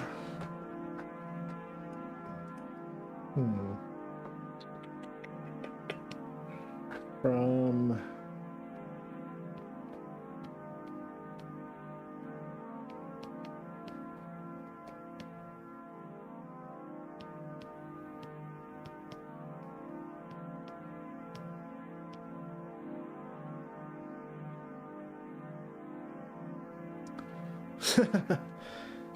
yeah, I swear she's not cooking the odds. That's just the way of RNG, the RNG gods.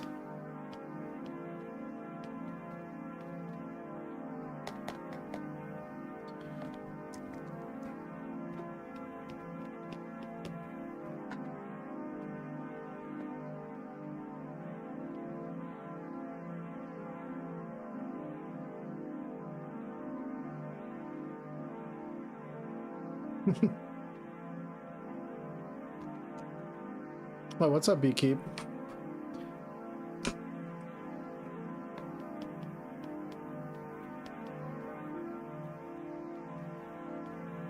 Oops. Okay, we can go higher here.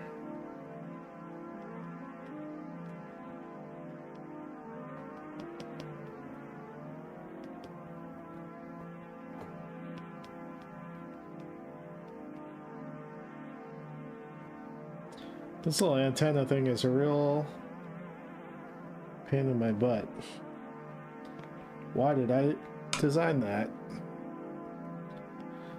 Okay.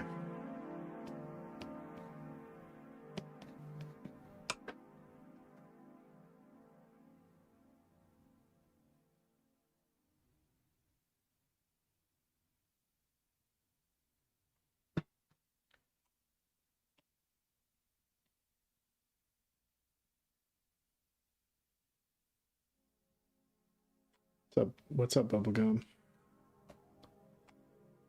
What's up, Bubblegum?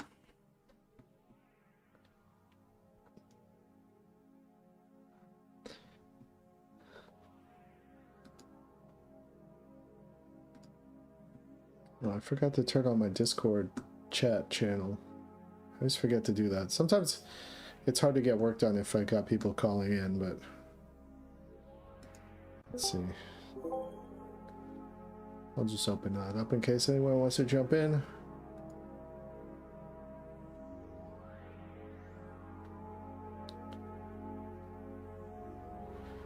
New Year's Eve, oh. I just got invited to go see the Roots on New Year's Eve. I'm not a huge Roots fan, but it's probably gonna be pretty fun to go see the Roots on New Year's Eve.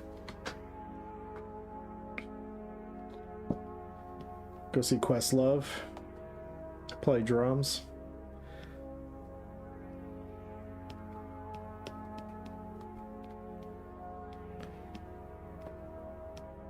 Plus, they're like Philadelphia royalty, basically. I've never seen them. I've never seen them live, so should be pretty fun.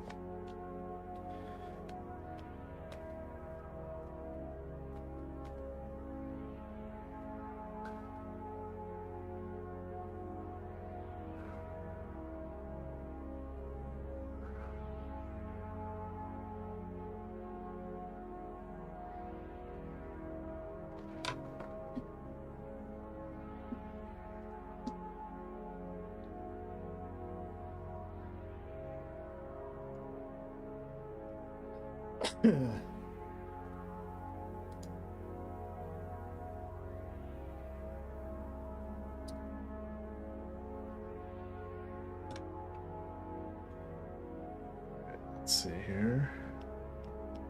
Ear goes behind the head a little bit.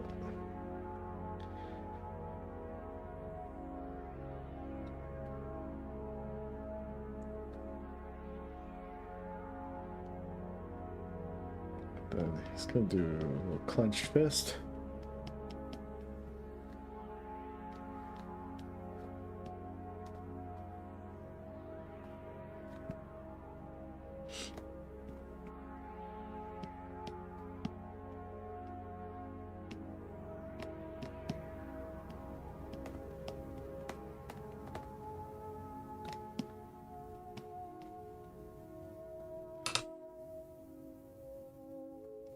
And maybe don't make the arms as long as that. Maybe more like that.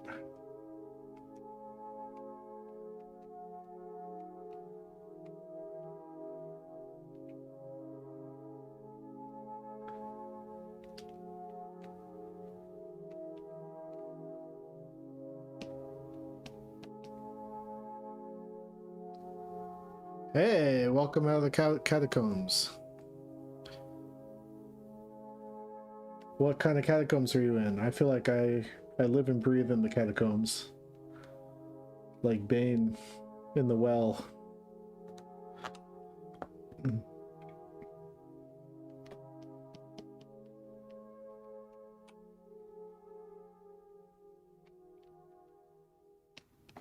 Like Bane in the darkness.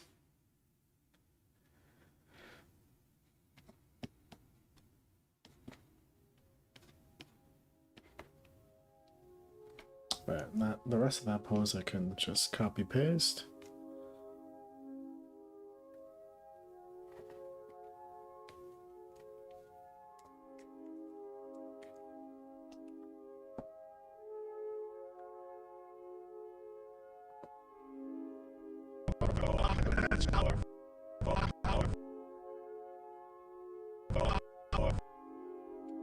Doesn't look quite right with his rest of his body not reacting to the movement of the arm, so let's see here.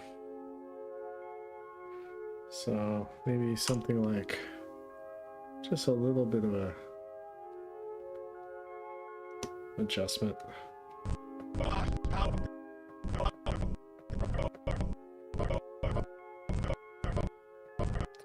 Nope.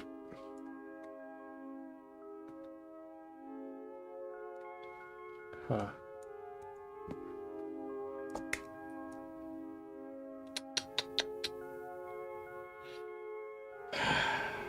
Okay, I'm just gonna redraw it because it looked weird.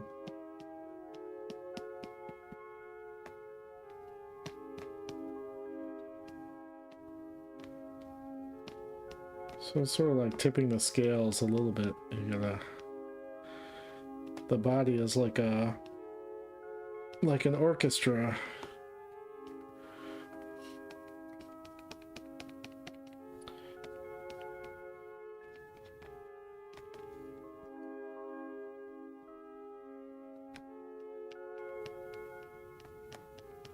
Everything's one thing on one side of the body affects everything else on the other side of the body.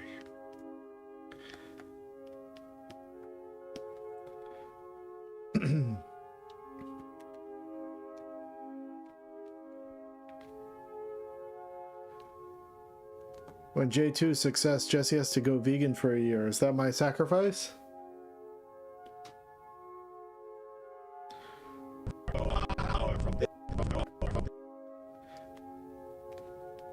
I was vegan for like 15 years or something like that.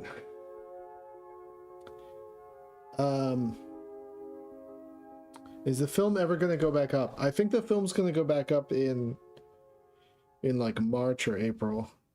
I have to give streaming priority to a platform that I'm in contract with or about to be in contract with. So, what are the benefits to being vegan? I don't know if there are any, except that you're like, maybe your conscience feels lighter.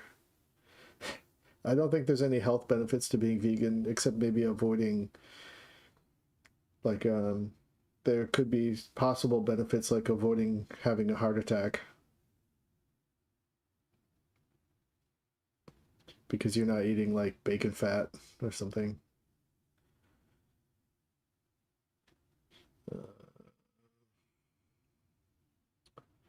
But I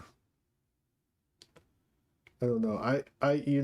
I stopped being vegan. I stopped being vegan because I was running a lot and I developed a hip injury, and my hip, I like couldn't walk, barely walk for like months.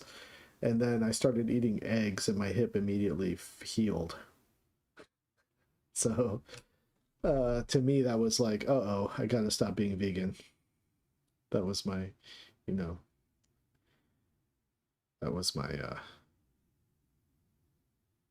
was the reason I stopped being vegan. But in a perfect world where everything, where I could get all the nutrition I needed from being vegan, I would be vegan. But it just isn't the case for me, it seems like.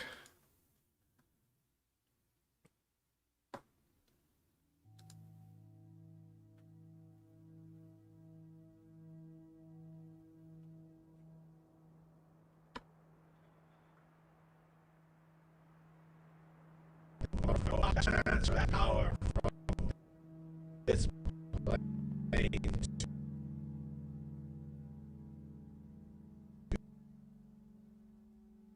Then so we'll copy this pose.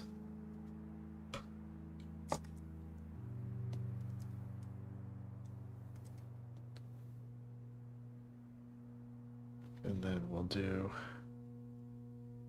oops.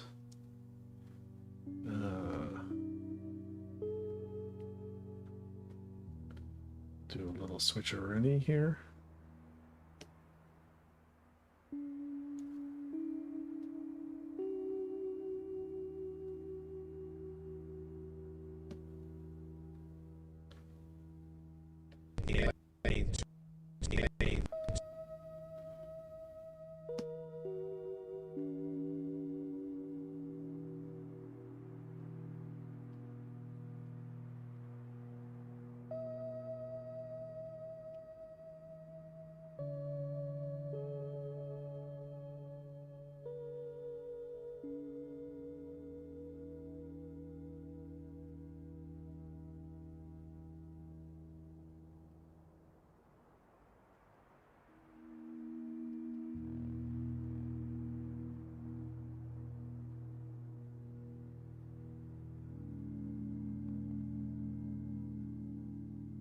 What program am I using? I'm using Storyboard Pro.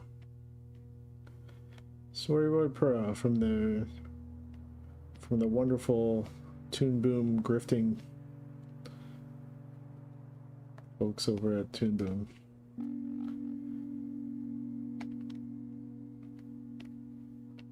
They've got me by the nuts.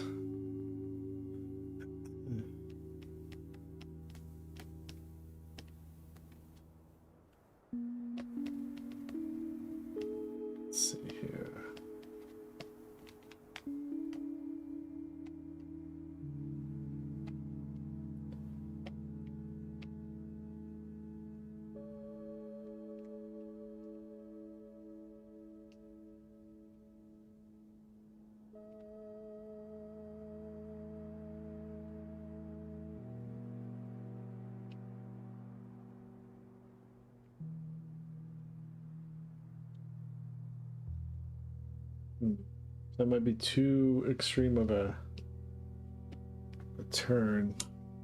So we'll go palm here.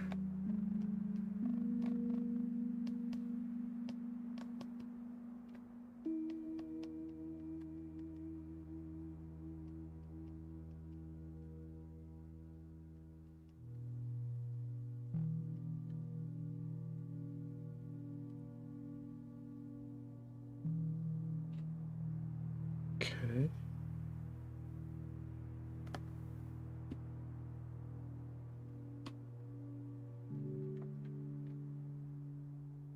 Like Bane or the Lich?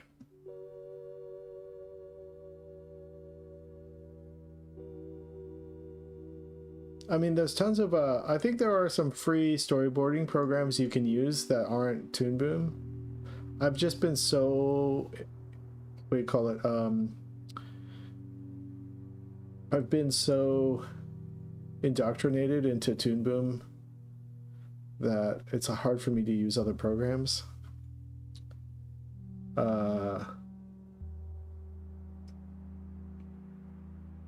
Yeah, I guess it was a good idea for me to use to double stream. But I know I've had friends who storyboard in other programs. I have friends who storyboard in like Procreate, and so yeah, there's no rules for how to storyboard. I mean, it depends on what kind of it depends on what kind of pipeline you're in. But I'm just so used to using Cartoon Network's storyboarding pipeline that I've just, you know, I pay for Storyboard Pro.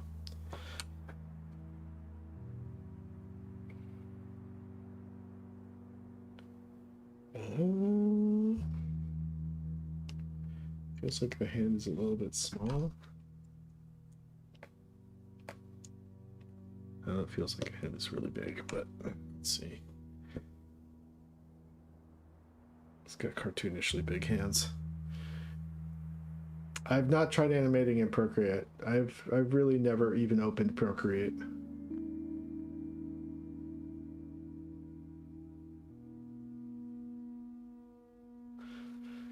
Yeah, once I put Jesus 2 up on YouTube, I realized I had to try to stream on YouTube as well, or else, or you know, I can work towards that. I can work towards the what do you call it, partner program? That's like the dream, I guess.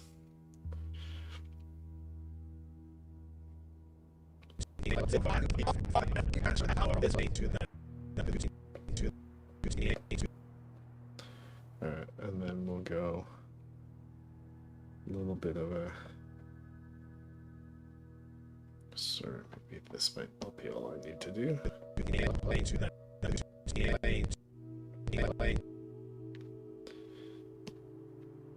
It's not perfect, but whatever.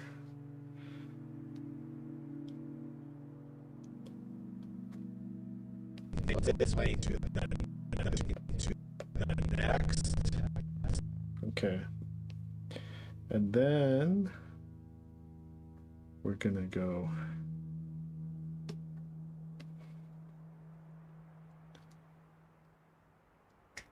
dreams. No, I haven't. I haven't tried dreams either. It seemed like it was more like a program for people wanting to make puppet animation than doing like 2D hand-drawn frame-by-frame animation. So I never fucked with dreams.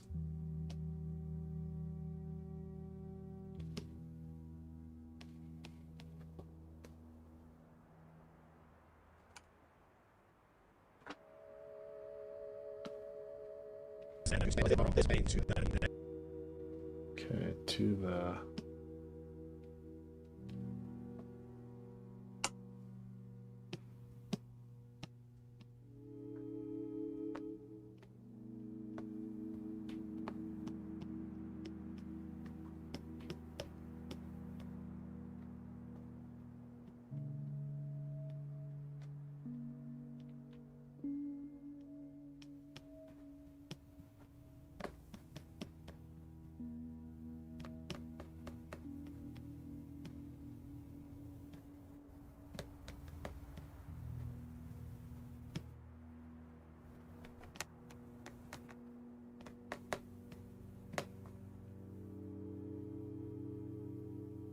Actually, I think instead of looking into his own hand, he'll look up, back up to Jesus too.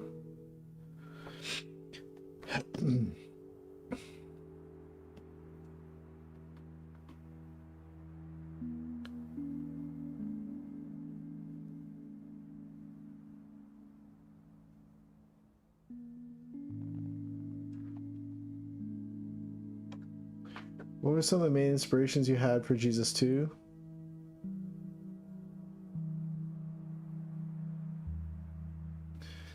Well, it's a long story. But I would say the main inspiration I had was that I was having panic attacks while I was trying to go to bed at night, and I was afraid of dying, and I was afraid of my family and my friends dying, and I would just like get all fucked up about it. And I still have that problem, but it was keeping me awake at night, and so I decided to make a story about it in order to sort of deal with it. So I made a story about a world where nobody can die, and what would be the downside of never dying. So I'm trying to write a world that's like almost like playing a devil's advocate for my own fear.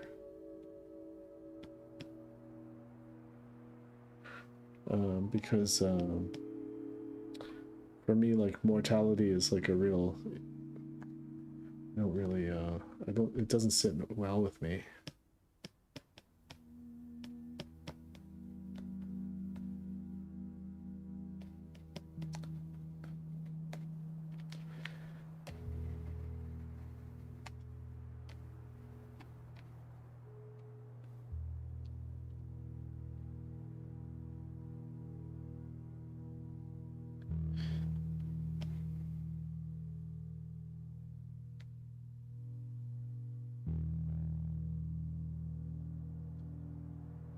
No, mortality doesn't sit well with me, but in this world, immortality is the like antagonist of the story, you could say, or one of the antagonists of the story.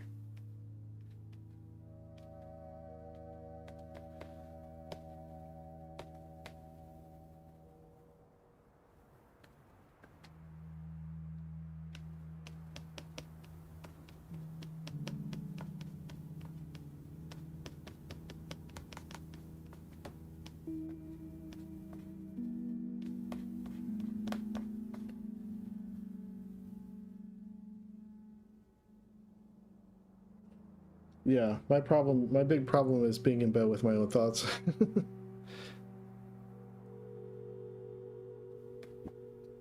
It's a real issue for me. It's part of the reason why I have a hard time going to bed at night.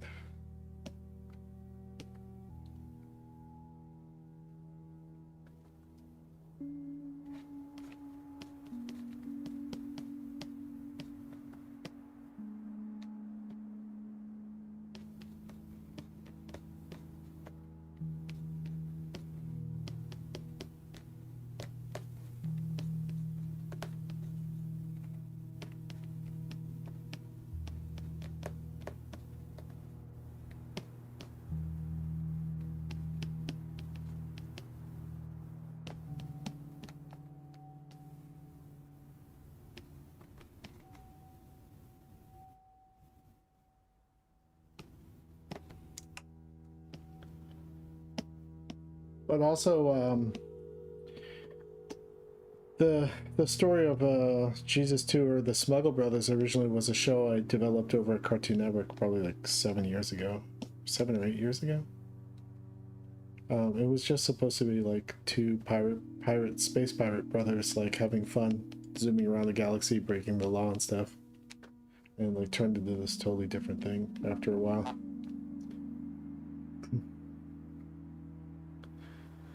Well, you shouldn't have been in that photo, man, but I guess you couldn't have known any better at the time. You know, sometimes, you know, he was just like a rich guy going around funding scientists and stuff. Who would have known?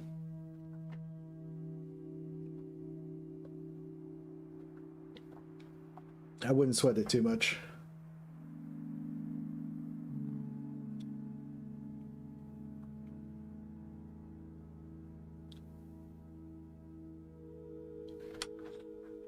Okay, so we got... Alright, so I think I've posed this whole thing out now. This whole shop. Starting with this.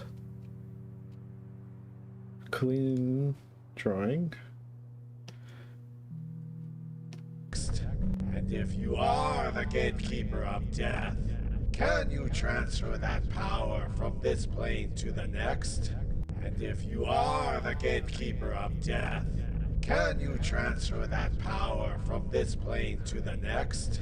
And if you are the gatekeeper of that power from this plane to the next,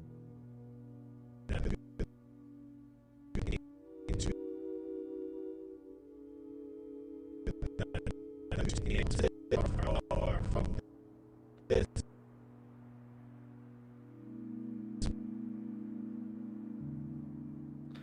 Might be too short.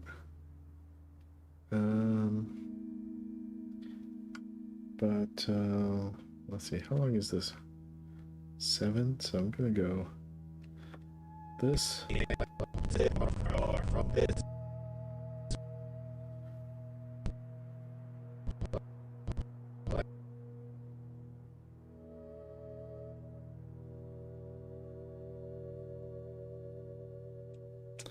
Maybe I'll try.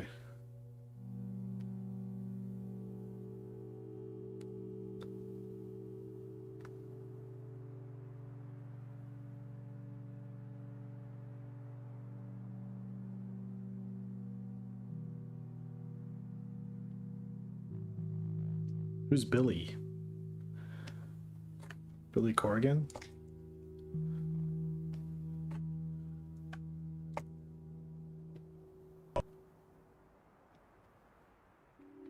or from this plane to the next. That's a little better. From this plane to the next. Oh, Bill Clinton.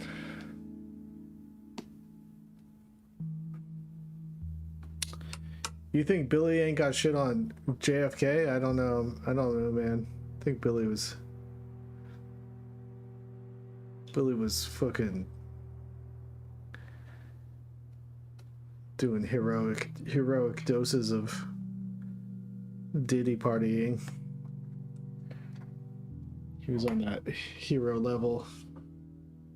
S tier Diddy partier.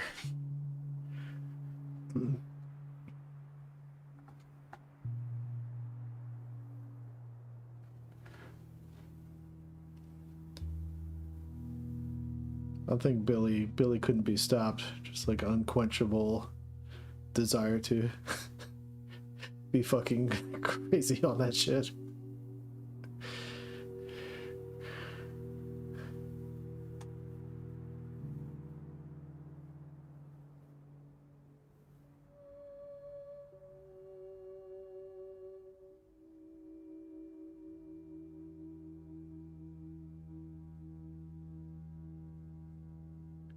Sorry, I'm talking to both the Twitter chat and the YouTube chat, so there might be some people in the Twitter chat who are talking about Bill Clinton right now.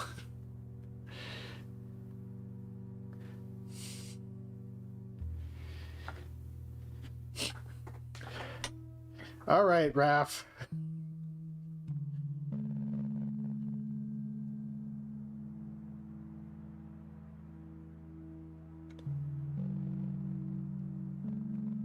Oh, Twitch. I mean, not Twitter. Twitch.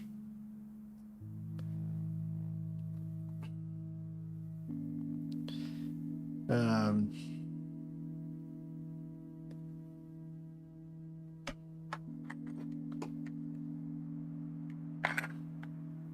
not saying it's impossible, Raph, but you know.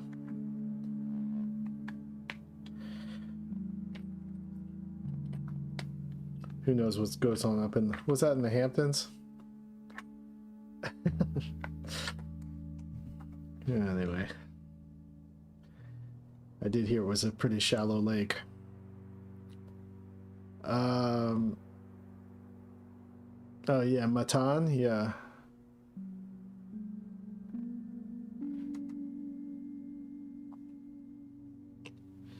All right, well, I finished posing this out, so I think I've got the whole thing basically. I can't play it over the stream or else I'll get copyright struck and then YouTube won't let me post it. But I can show you guys what I have so far without the soundtrack.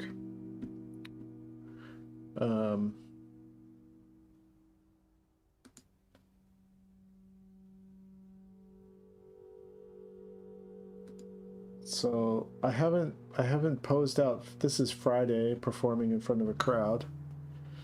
But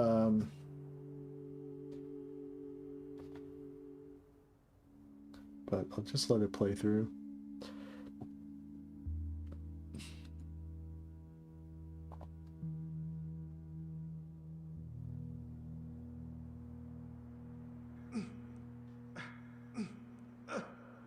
Sunday!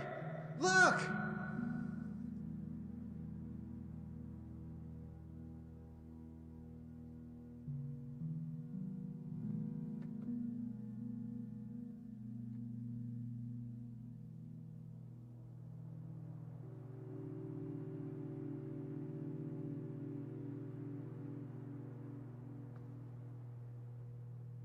What do you see? Nothing!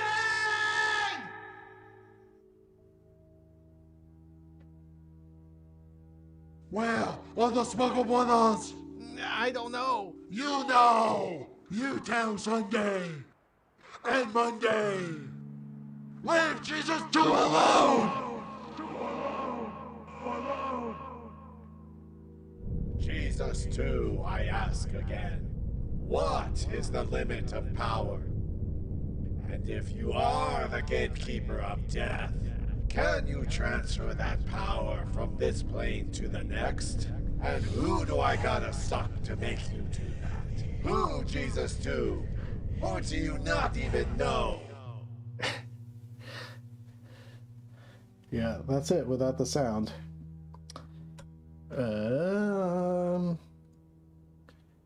No, these are not made into NFTs as far as I know.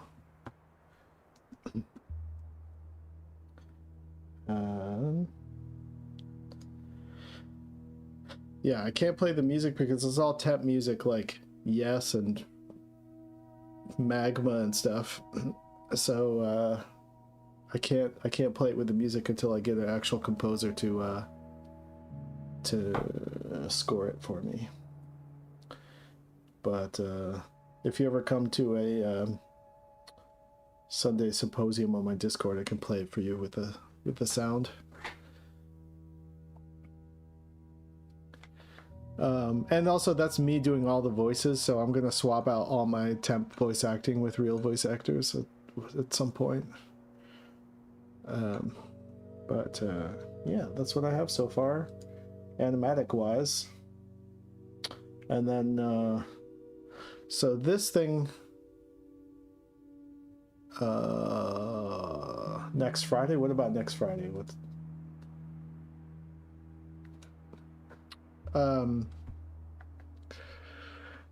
So this thing is, how long is it? It's like a minute and a half, maybe, something like that. It's a minute and 33 seconds.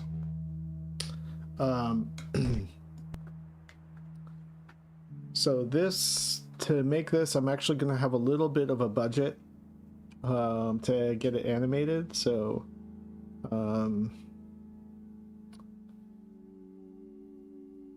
oh, the Philosophical Research Society.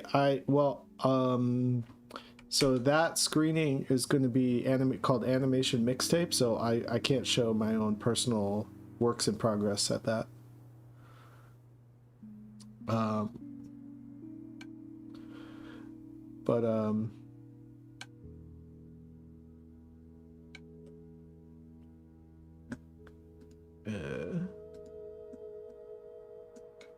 That's just the curated thing that Don Hertzfeld is putting on.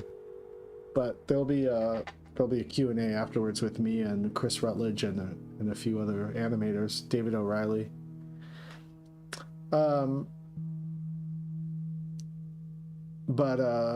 Yeah, that'll be fun.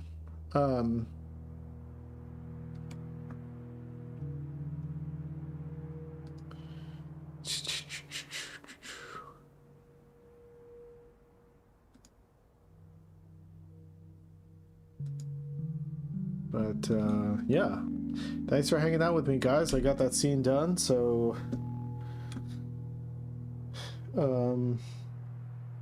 I might send it to my composer guy who I work with, Joe, see what he thinks, but he probably won't want to score it until it's all final animation. But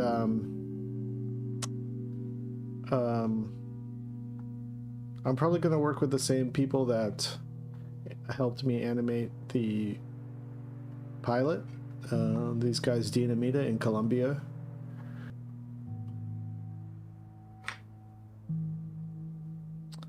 I can't even remember it. I saw it once. Yeah, I think that was one of David's like really early pieces.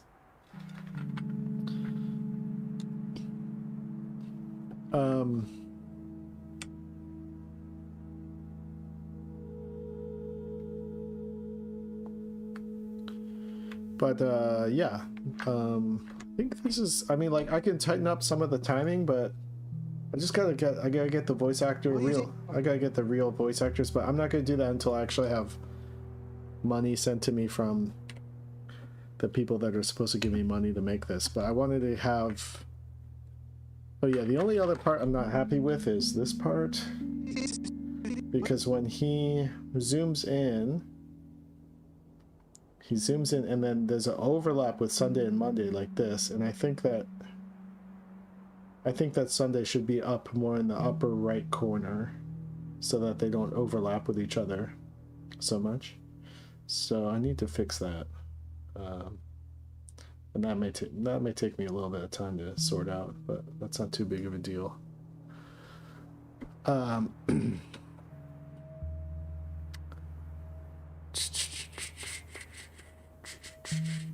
Yeah, but not this scene. That you're talking about the cut up scenes from the Jesus 2 pilot.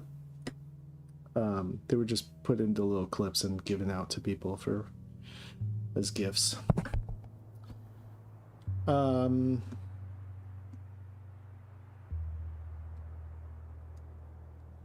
Yeah, but this is different. It's just the same bubble mechanic from the pilot. The bubble that comes out of the ship that Sunday flies around in. Yeah, but it's not the same scene.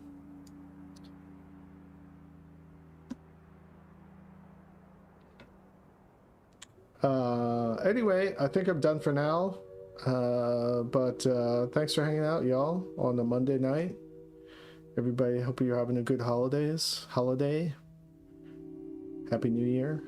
And what day is it? I'll probably see you guys in the new year, and hopefully I'll have some good things to report, and I'll have some money coming in to make the beginnings of a Jesus 2 series a reality.